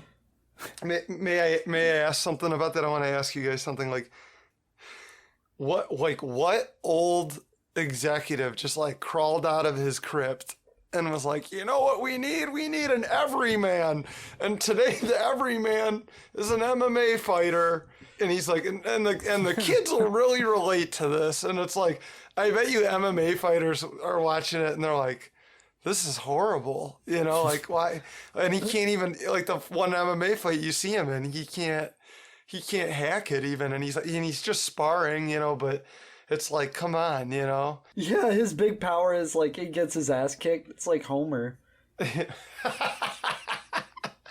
Yeah, and then the gold shirt. I remember the gold shirt. I remember when that happened, and I remember his what is the correct word for those? Is like batons.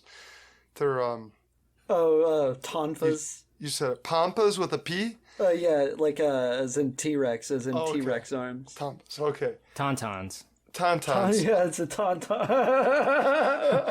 Your Tampas will freeze before you reach the first marker. Jack said, then I'll see you in hell. Yeah. Yeah. Sub-Zero will freeze them. Yeah, for real. But, like, I remember seeing the gold shirt and just being like, Jesus Christ.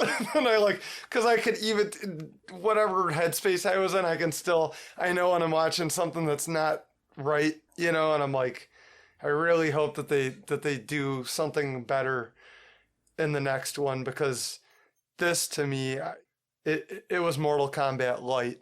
Yeah, just get rid of Cole in the next one. You don't need him. They'll probably kill him. God, if they kill him like Johnny Cage at the beginning of Mortal Kombat Annihilation, right. How fucking awesome would that be?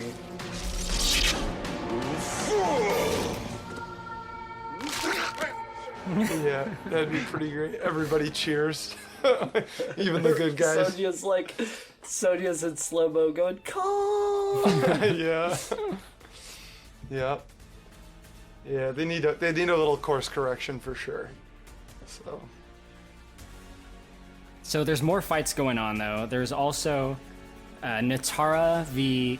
Kung Lao, which is pretty cool because she shows up. She thinks she's like badass, you know. Shang Tsung keeps talking about how hot she is. He's like, isn't she fucking hot? Like, look at this chick. I fuck that. Yeah, no.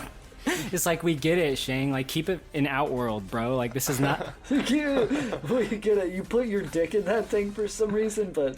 So, she shows up, and Kung Lao actually does flawless victory her with a fatality, which he says flawless victory, and I'm like, finally, they got it right. Yeah. Because in the first Mortal Kombat movie, every time they say flawless victory, it's like a regular fight.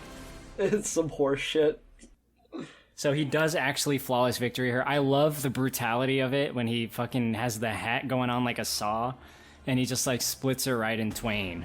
I love it. It's a reference to one of his fatalities from the game. Okay. Yeah, nice That little works. touch. Nice little touch.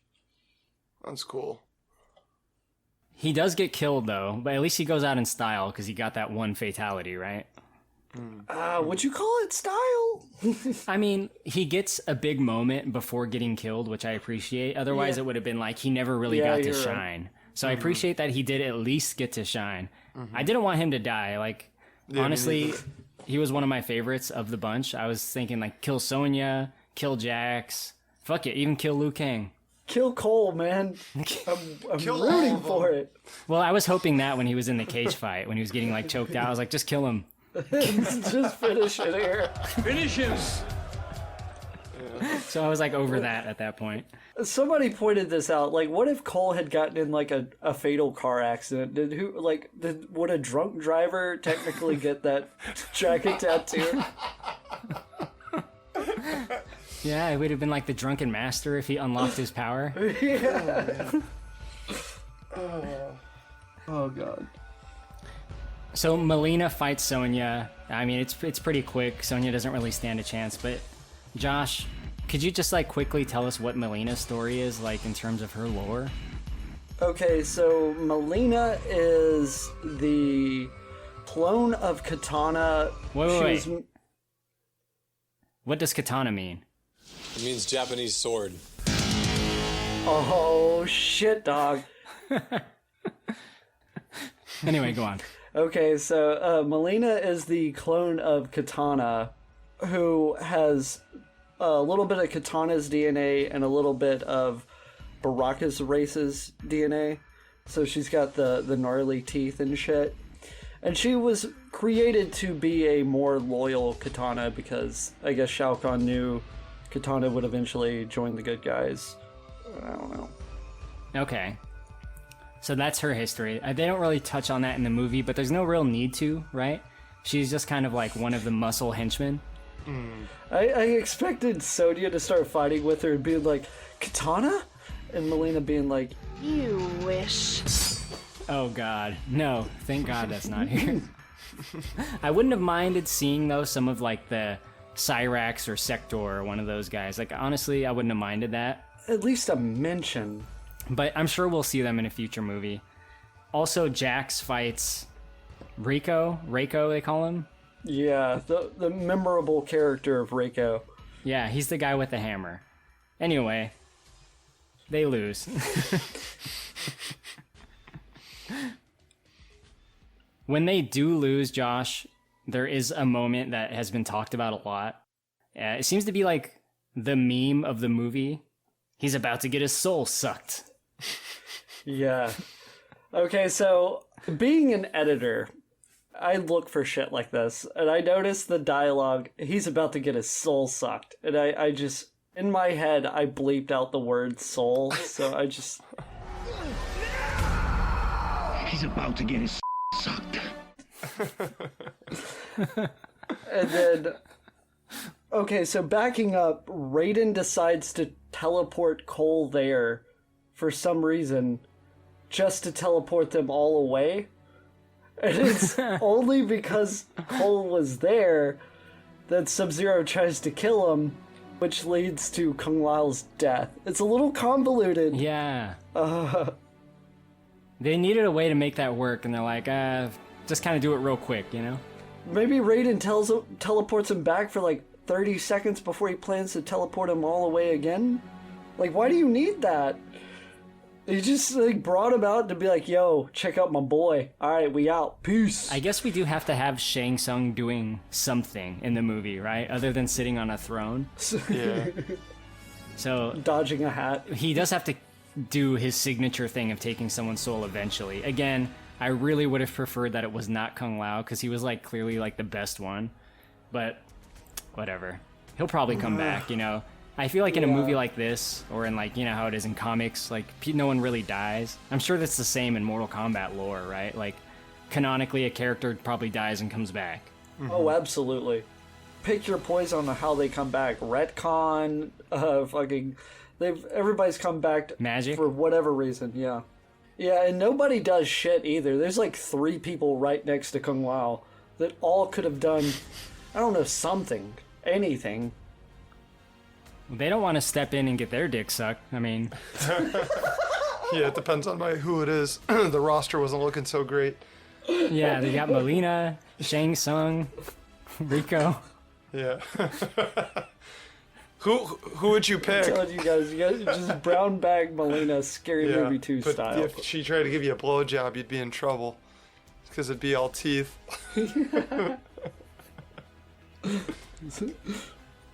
Oh god, so Jax struggles to lift a rock. Oh and yeah, I guess that's right. that gives him his power.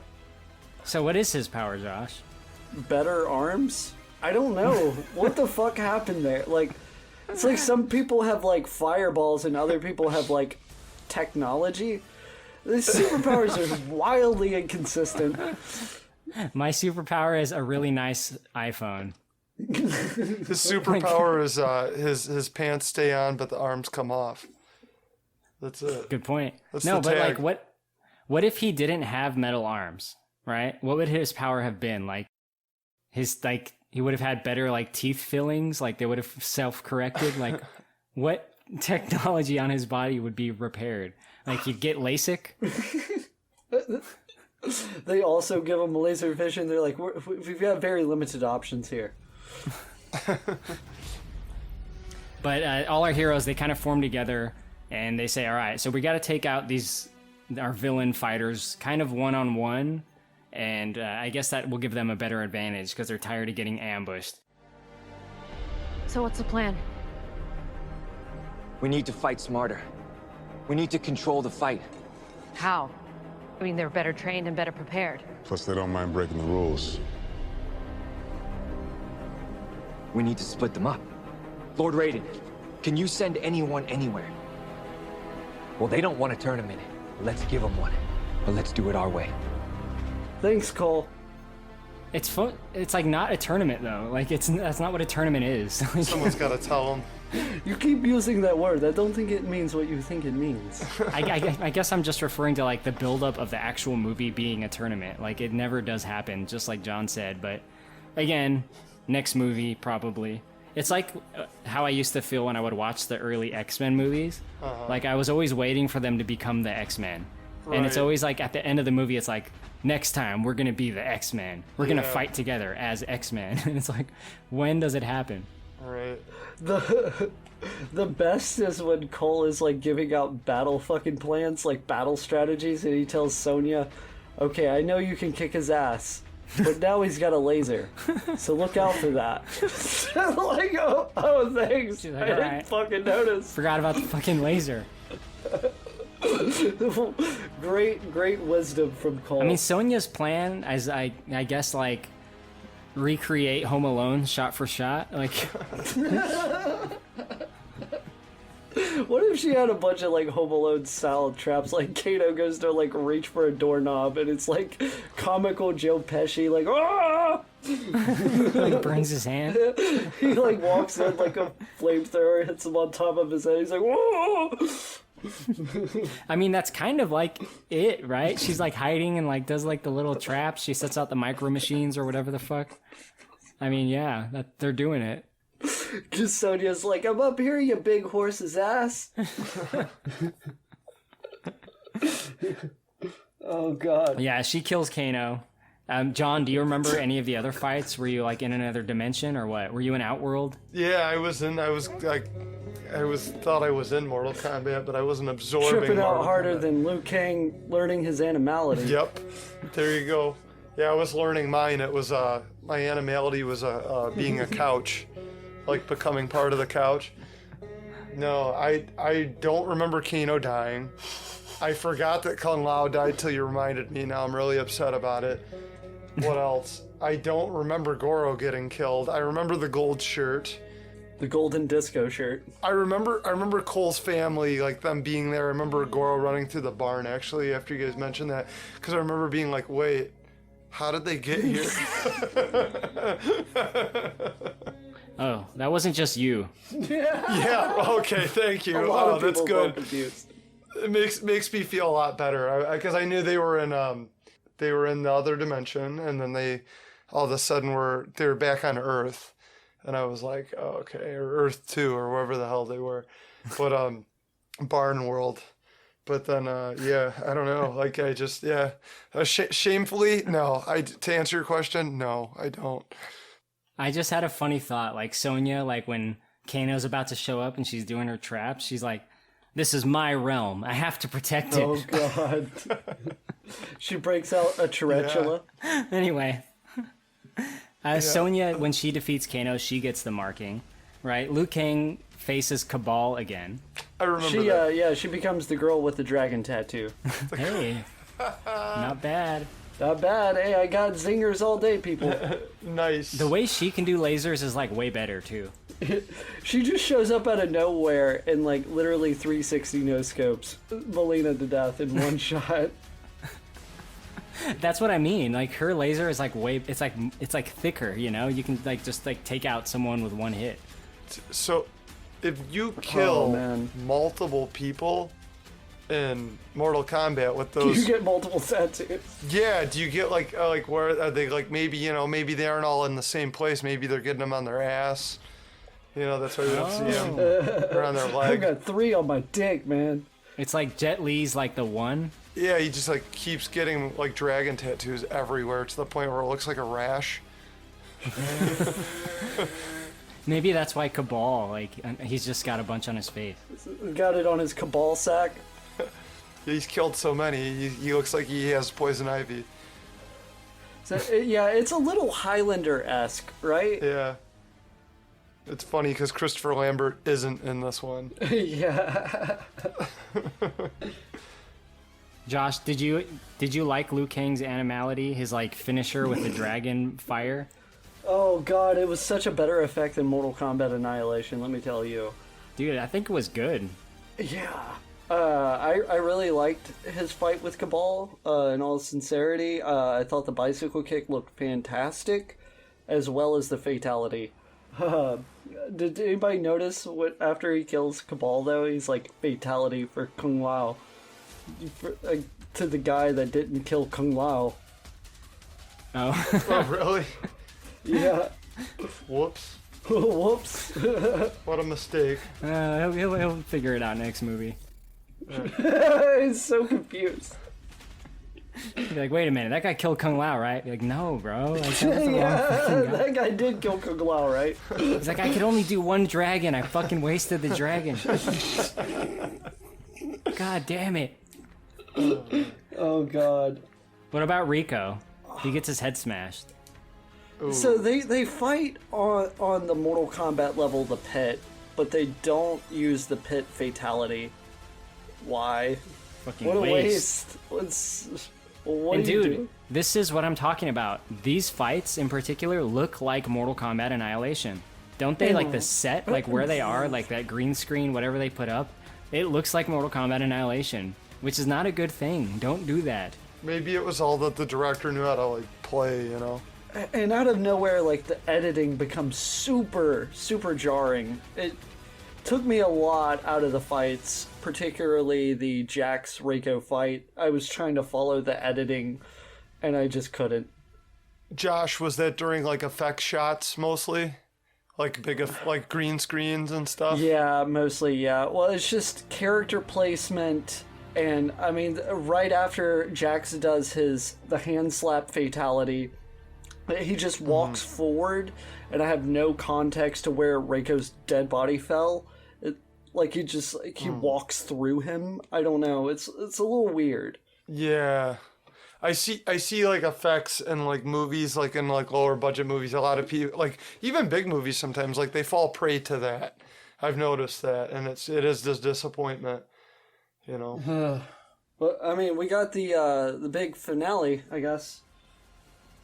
Yeah, we got the big finale. It was supposed to be everyone versus Sub-Zero. That was Cole's plan, but when he realizes that Sub-Zero took his family, he follows him alone, and he goes into like the ice level, and is basically no match for Sub-Zero. Like, Sub-Zero just whoops his fucking ass immediately. And again, this is what I love, like seeing a character like Sub-Zero being so good, you know, like you don't just like take him out with a bucket of water. Like, he's fucking badass. Water. Like, he's very imposing and he's scary, and I think he's designed well. Like, you can't exactly do the kind of designs they did in the 90s movies anymore, you know? Like, there has to be some kind of semi-realism to it. That's just what people expect for a movie like this, if it is going to take itself seriously at all. And I think they found a really good balance with that character design. I'm curious, in what way do you mean, like what aspects? The bright colors. The bright, so you're glad that they did away with the bright colors. Okay.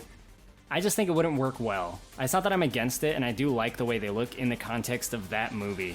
I just think they found a good version of it for this kind of movie. Okay. Which is, again, it takes itself more seriously than the other one. Yeah, for sure. I see. I mean, it would be kind of strange to see Bihan in feudal Japan wearing like feudal Japan clothes, and the next time we see him, he's wearing like bright blue. You know? No, yeah, for sure. He looks like Mortal Kombat Annihilation. Because I thought about that a lot too, and I was thinking like one thing that I think they should have done, because I know they didn't have like a Christopher Nolan-sized budget, you know. I think that they should have not gone so heavy-handed on like armor and stuff, because that was to their own detriment during the fight. Sometimes it didn't look good to me, like their armor was like flying around, like their shoulder pads and stuff. It looked a little goofy to me, and but the colors, like I respect that, I get it. You to me, you could do bright colors, but you would have to you would have to give the movie a different look. Like I think that there are like movies that are dark and they do these vibrant colors, and it's not too often that you see it, but it can be executed properly. It's just unconventional, so like people don't ever like think of it in that way. But also dark and gritty, sometimes that's needed, you know. And I did like that with this. I did like the colors a lot. I just almost like would have preferred for this, just for the first movie, and then when they have a bigger budget in the second movie, to give them like more armor and stuff like that. I think it would have been interesting if they would have started out with like what they had in the original games, like these gis, like the like I believe that's like the right word, like a gi, you know, and it's like a you know, just like cloth. So they're kind of like ninjas, almost like the next movie maybe like give them some armor, the third movie give them more, you know, as the budget develops for things that, you know, could look good on them and like look functional or were functional, like so they didn't look like propped armor that was just like kind of loose or like flying around. You know what I mean? Yeah, I think that is going to probably be the most appropriate for the actual tournament, like that we keep saying probably will be in the next movie. So I see where you're coming from. Like you would wear like a, you know, a gi in a tournament, like a, you know, like a kumite situation, right? Sure, but I mean like I'm coming from like a technical standpoint of making a movie from like behind the scenes, and I'm thinking like we can make it that those gis look cool, you know, they look cool. It's not them in their armor yet, but it's them. They were beginning in this movie, so you could have gotten away with it. It's me like looking at it from a producer standpoint and a buzzkill standpoint. So sorry guys, but I'm like, you got these great fighters. If you got them out there and just like gis, they would have been able to move even faster, probably, because it wouldn't have been as clunky, and that, you know, you wouldn't have had seen the inconsistencies in the armor and making it look fake, because I noticed it. I don't know if that's something you guys didn't notice, but if you ever rewatch any of the fight scenes, there's a scene where I think it's when Sub-Zero's fighting Jax, and his shoulder pieces are like flapping around, you know, a little bit like he's got like a flappy shoulder piece. Yeah, when he's like swinging, you know, and I'm like, you know, like that's like something I'd see in like a fan film, I feel like, and I'd be like, okay. And it looked okay, it was passable. It was passable enough to where people didn't notice, but like from like a production quality standpoint, I might have, my way around that to troubleshoot would have been put them in something that looks more like their original character clothing, like their original costumes from the original game back from the 90s.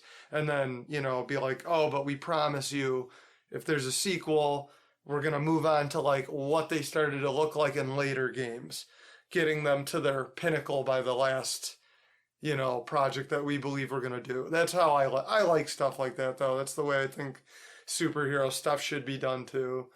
Speaking of like a producer's eye for things, I couldn't help but notice they could have saved a couple bucks had they just had Melina wear a mask through most of it, her scenes. Because I mean, like that special effect can't be cheap, and she doesn't say a whole lot. She's just in the background for a lot of her stuff.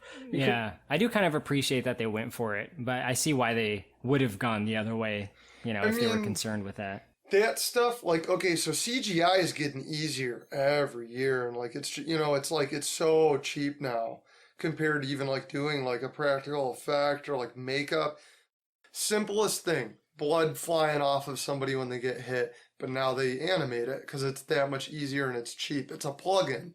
Those are plugins. They just gotta like overlay those for the most part, and that, you know, they have these expensive plugins where you just, you know, I'll be editing I'll click on like I have them like Flying Blood plugin, and I'll put it on the character, and then I'll put it where I want it, and then boom, it's in there. I put it at the right time. It takes me like all of like 2 minutes to do.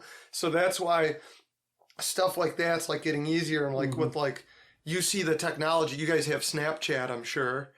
And you see the like technology with Snapchat where it can just read your face and they can like set something on your face. It's really not that hard for them to do stuff like that anymore.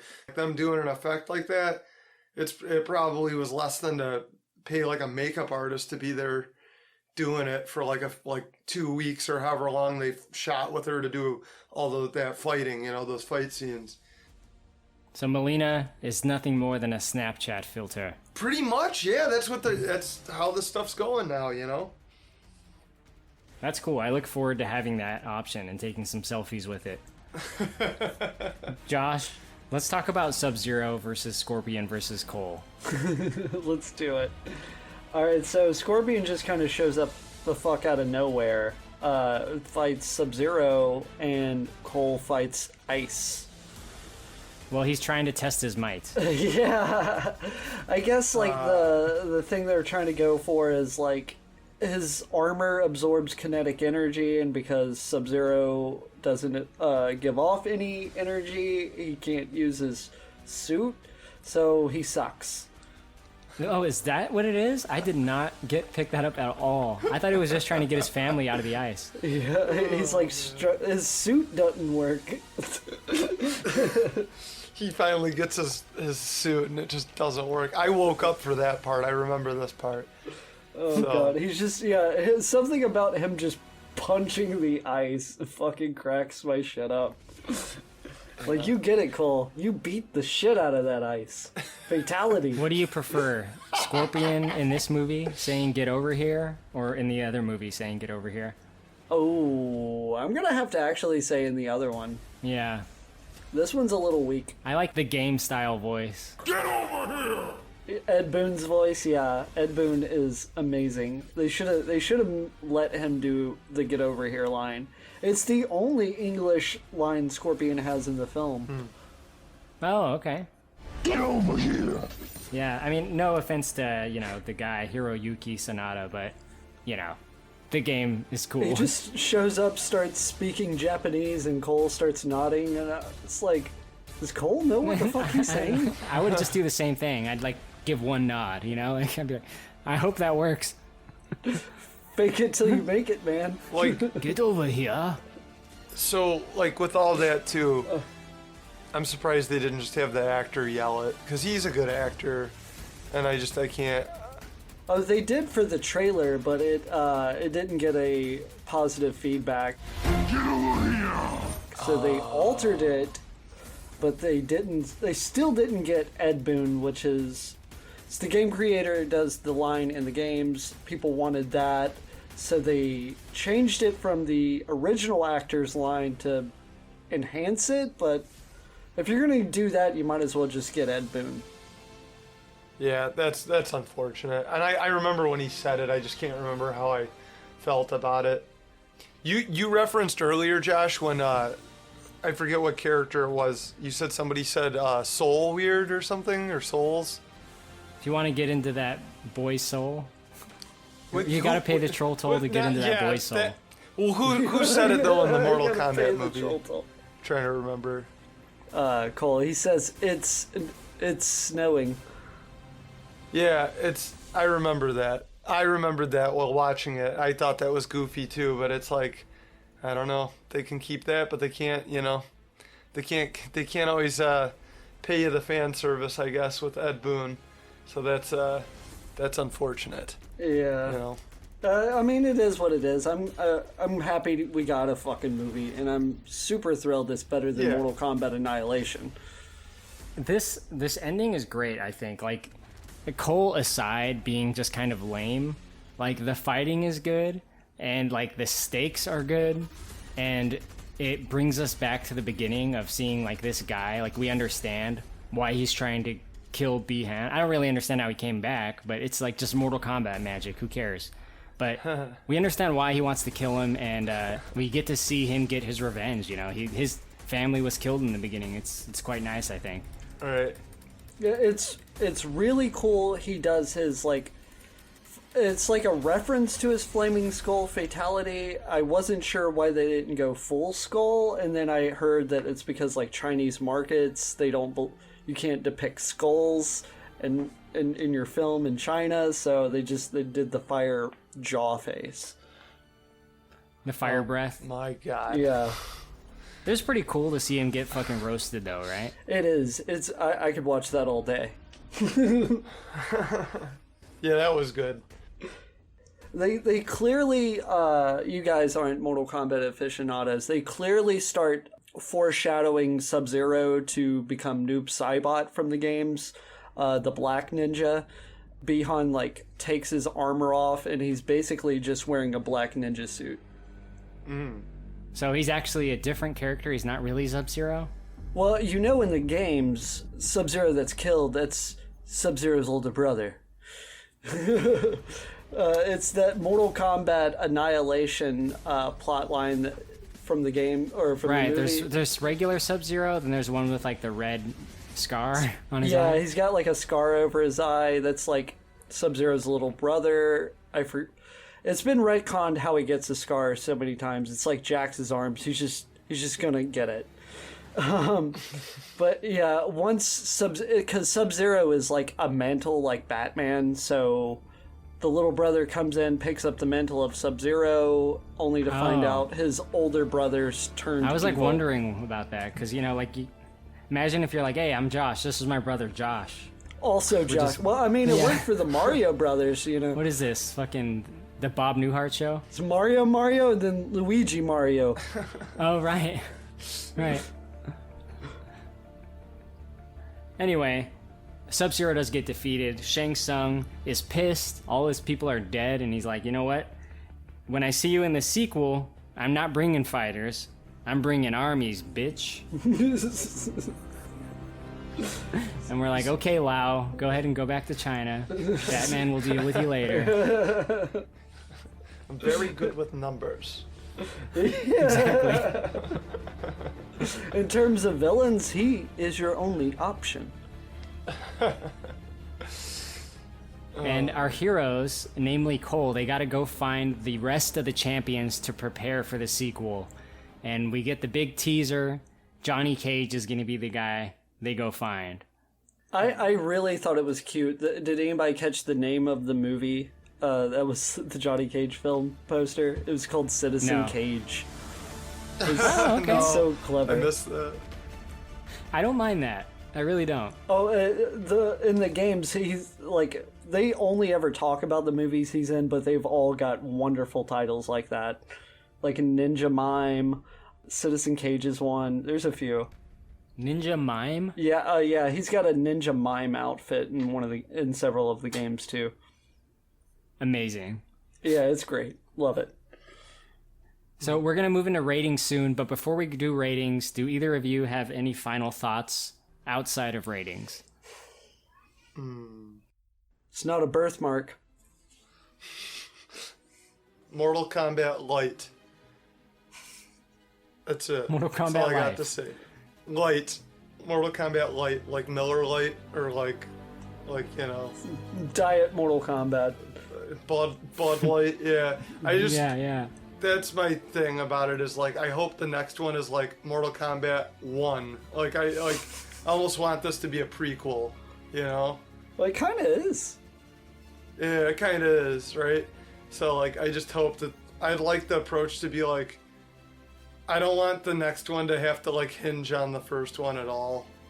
Like not that much anyways. Like if they're going to keep the same actors and not, you know, reboot it, or like, you know, I could see them doing a soft reboot, you know, after this too. I mean, I'm sure it's going to get a sequel, yeah, but like I could also see them doing like a soft reboot with that sequel. So, I mean, I just kind of want, you know, they could keep the good things from this movie, and if they want to keep the actors, they can keep the actors, but they need some reconstruction for sure, and I hope that they do that moving forward. I hope that they listen to the people, yeah, so that's it. Well, let's get into ratings. Josh, on any rating scale you want, how are you going to rate Mortal Kombat 2021? Oh, I'm teetering on like a 5 to 6, so I'm gonna go, let's say 5.5 not a birthmarks out of 10. Okay. There's a lot of things to like. There's some really, really good character stuff. The only thing holding back the movie is the movie. If that makes any sense. It's like it's the build up to this movie we don't have. The things I do dislike, I really, really dislike. Like the whole Goro scene. But I don't know, I'm still processing it. I have the right to change my opinion depending on several rewatches over the next coming years. Okay, but that breaks your contract with Big Dumb Movie, just so you know. So if you do change your mind, you will owe me money.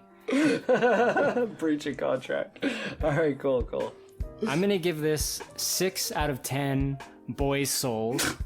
I think Mortal Kombat 2021 is better than it has any right to be, and it delivers on a lot of things that it promised us to deliver. Things that a Mortal Kombat movie has yet to deliver on. Namely, things like fatalities and gore, just the R rating in general. It does dive into the area of stupidity in quite a few places, I think. But I think that's fairly forgivable for the most part.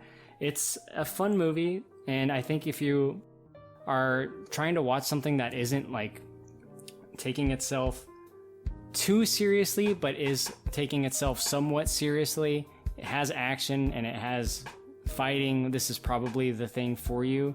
It's kind of hard to describe because, like I said, it does take itself a lot more seriously than the 90s one, but it's not like, it's not trying to win an Oscar, this movie. So at least in that respect, it knows what it's trying to accomplish, and on a lot of it, it delivers.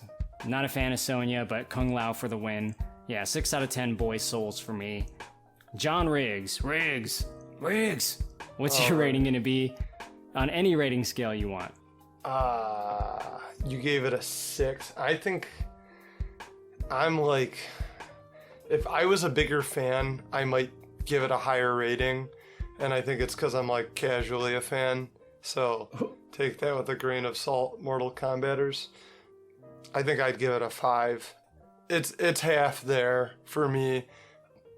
Like I said a minute ago, I accidentally already closed, but it's just like, it is Mortal Kombat light.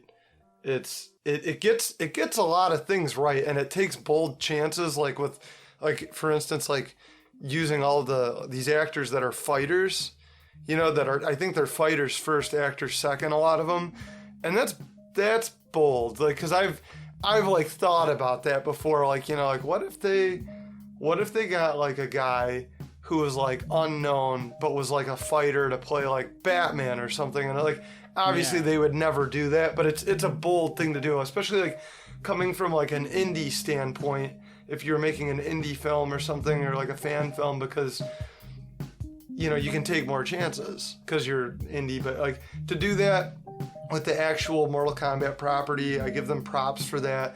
That's a big deal to me. It does have some strengths in that area, and it does get certain characters right, and it does entertain in certain ways, like Kano, which I appreciated, them letting him do his thing and getting that across. But again, like 5 out of 5 because I'm a tough critic, and I think that they could really start looking at like what the pop culture is behind Mortal Kombat and the culture to Mortal Kombat in general, like, from the games over, even with the movies and stuff, like how that should translate, and with the media, like we talked about them getting in trouble when they first came out in the 90s, with all the moms of America being upset about the gore and the graphics and this and that, and violence in video games. So, just for the record, we don't prefer Mortal Kombaters. We go by Mortal Combatants. Okay, sorry, Mortal Combatants. Love it. Yes. Mortal Combatants with a K, right? Yes, absolutely. Okay. So, I just, 5 out of 5, just because maybe I'm being a little tough here, I feel like, but 5 out of 5 because I want to see them do better on the next go around. All right, awesome. Thank you guys for your ratings. Josh, can people find you online? Are you still online, or do you live in a cave now? I live in a van down by the river. You can still check out my YouTube channel. It's Review Inc., or you could type Review Dude, D-O-O-D. I will be returning hopefully soon. Just got a lot of things I got to deal with. I've heard that before. No, but look for Josh's channel. Josh has a lot of uploads, a lot of movie reviews, great content. I'm a big fan of it personally. John, if people wanted to hear more of you or see what you do, where would they go, and what is it that you do? I am an independent filmmaker out of Metro Detroit area, and I have a little YouTube channel called Green Hawk Pictures. That's Green Hawk, like the bird. It's H-A-W-K. A little YouTube channel where I saw that you have millions of views on some of your videos. Yeah, well, yep, and we're trying to get back there. That's a little bit back in the day, but we're building up again, and we do parody videos, and we have a show that's been running since I was in high school. That's coming to a close now, but we have the playlist up, and there's only two more videos left to come out on that. One will be a 30-minute episode, and the next one will be a feature. So those will be a little far and few in between, but we're hoping to do more new content soon. And while you're waiting for that, the other channel that I work on a lot is Blue View Cinema, and that is my friend's channel, Josh Tobby, but I work very closely with him hand in hand, and he makes amazing content. It is beautiful. He does a lot of horror shorts and thrillers. He does a lot of comedy too. I've directed quite a few of those, and I work with the actors very closely on them, and I sometimes am acting in those as well, and it's just a lot of fun. Blue View Cinema is a ton of fun, so please check them out too. I'm working on that stuff as much as I'm working on my own, if not more, and we appreciate it. Awesome, and I can't thank you guys enough for joining me, Josh and John. It's been a really fun episode, so thank you both for coming on. If you, the listeners, want to write in, you can email us at bigdumbmovie@gmail.com. And the one big ask I have of you is, if you are an iPhone user, that you leave us a positive rating and written review on Apple Podcasts. That's the best thing you can do for this podcast, so if you like us and you want to support us, please do that. Costs you nothing. If you're listening on YouTube, give us a thumbs up. You can follow our Instagram, Big Dumb Movie Podcast. And that about covers it. Again, thank you all for listening. We love you. Good night.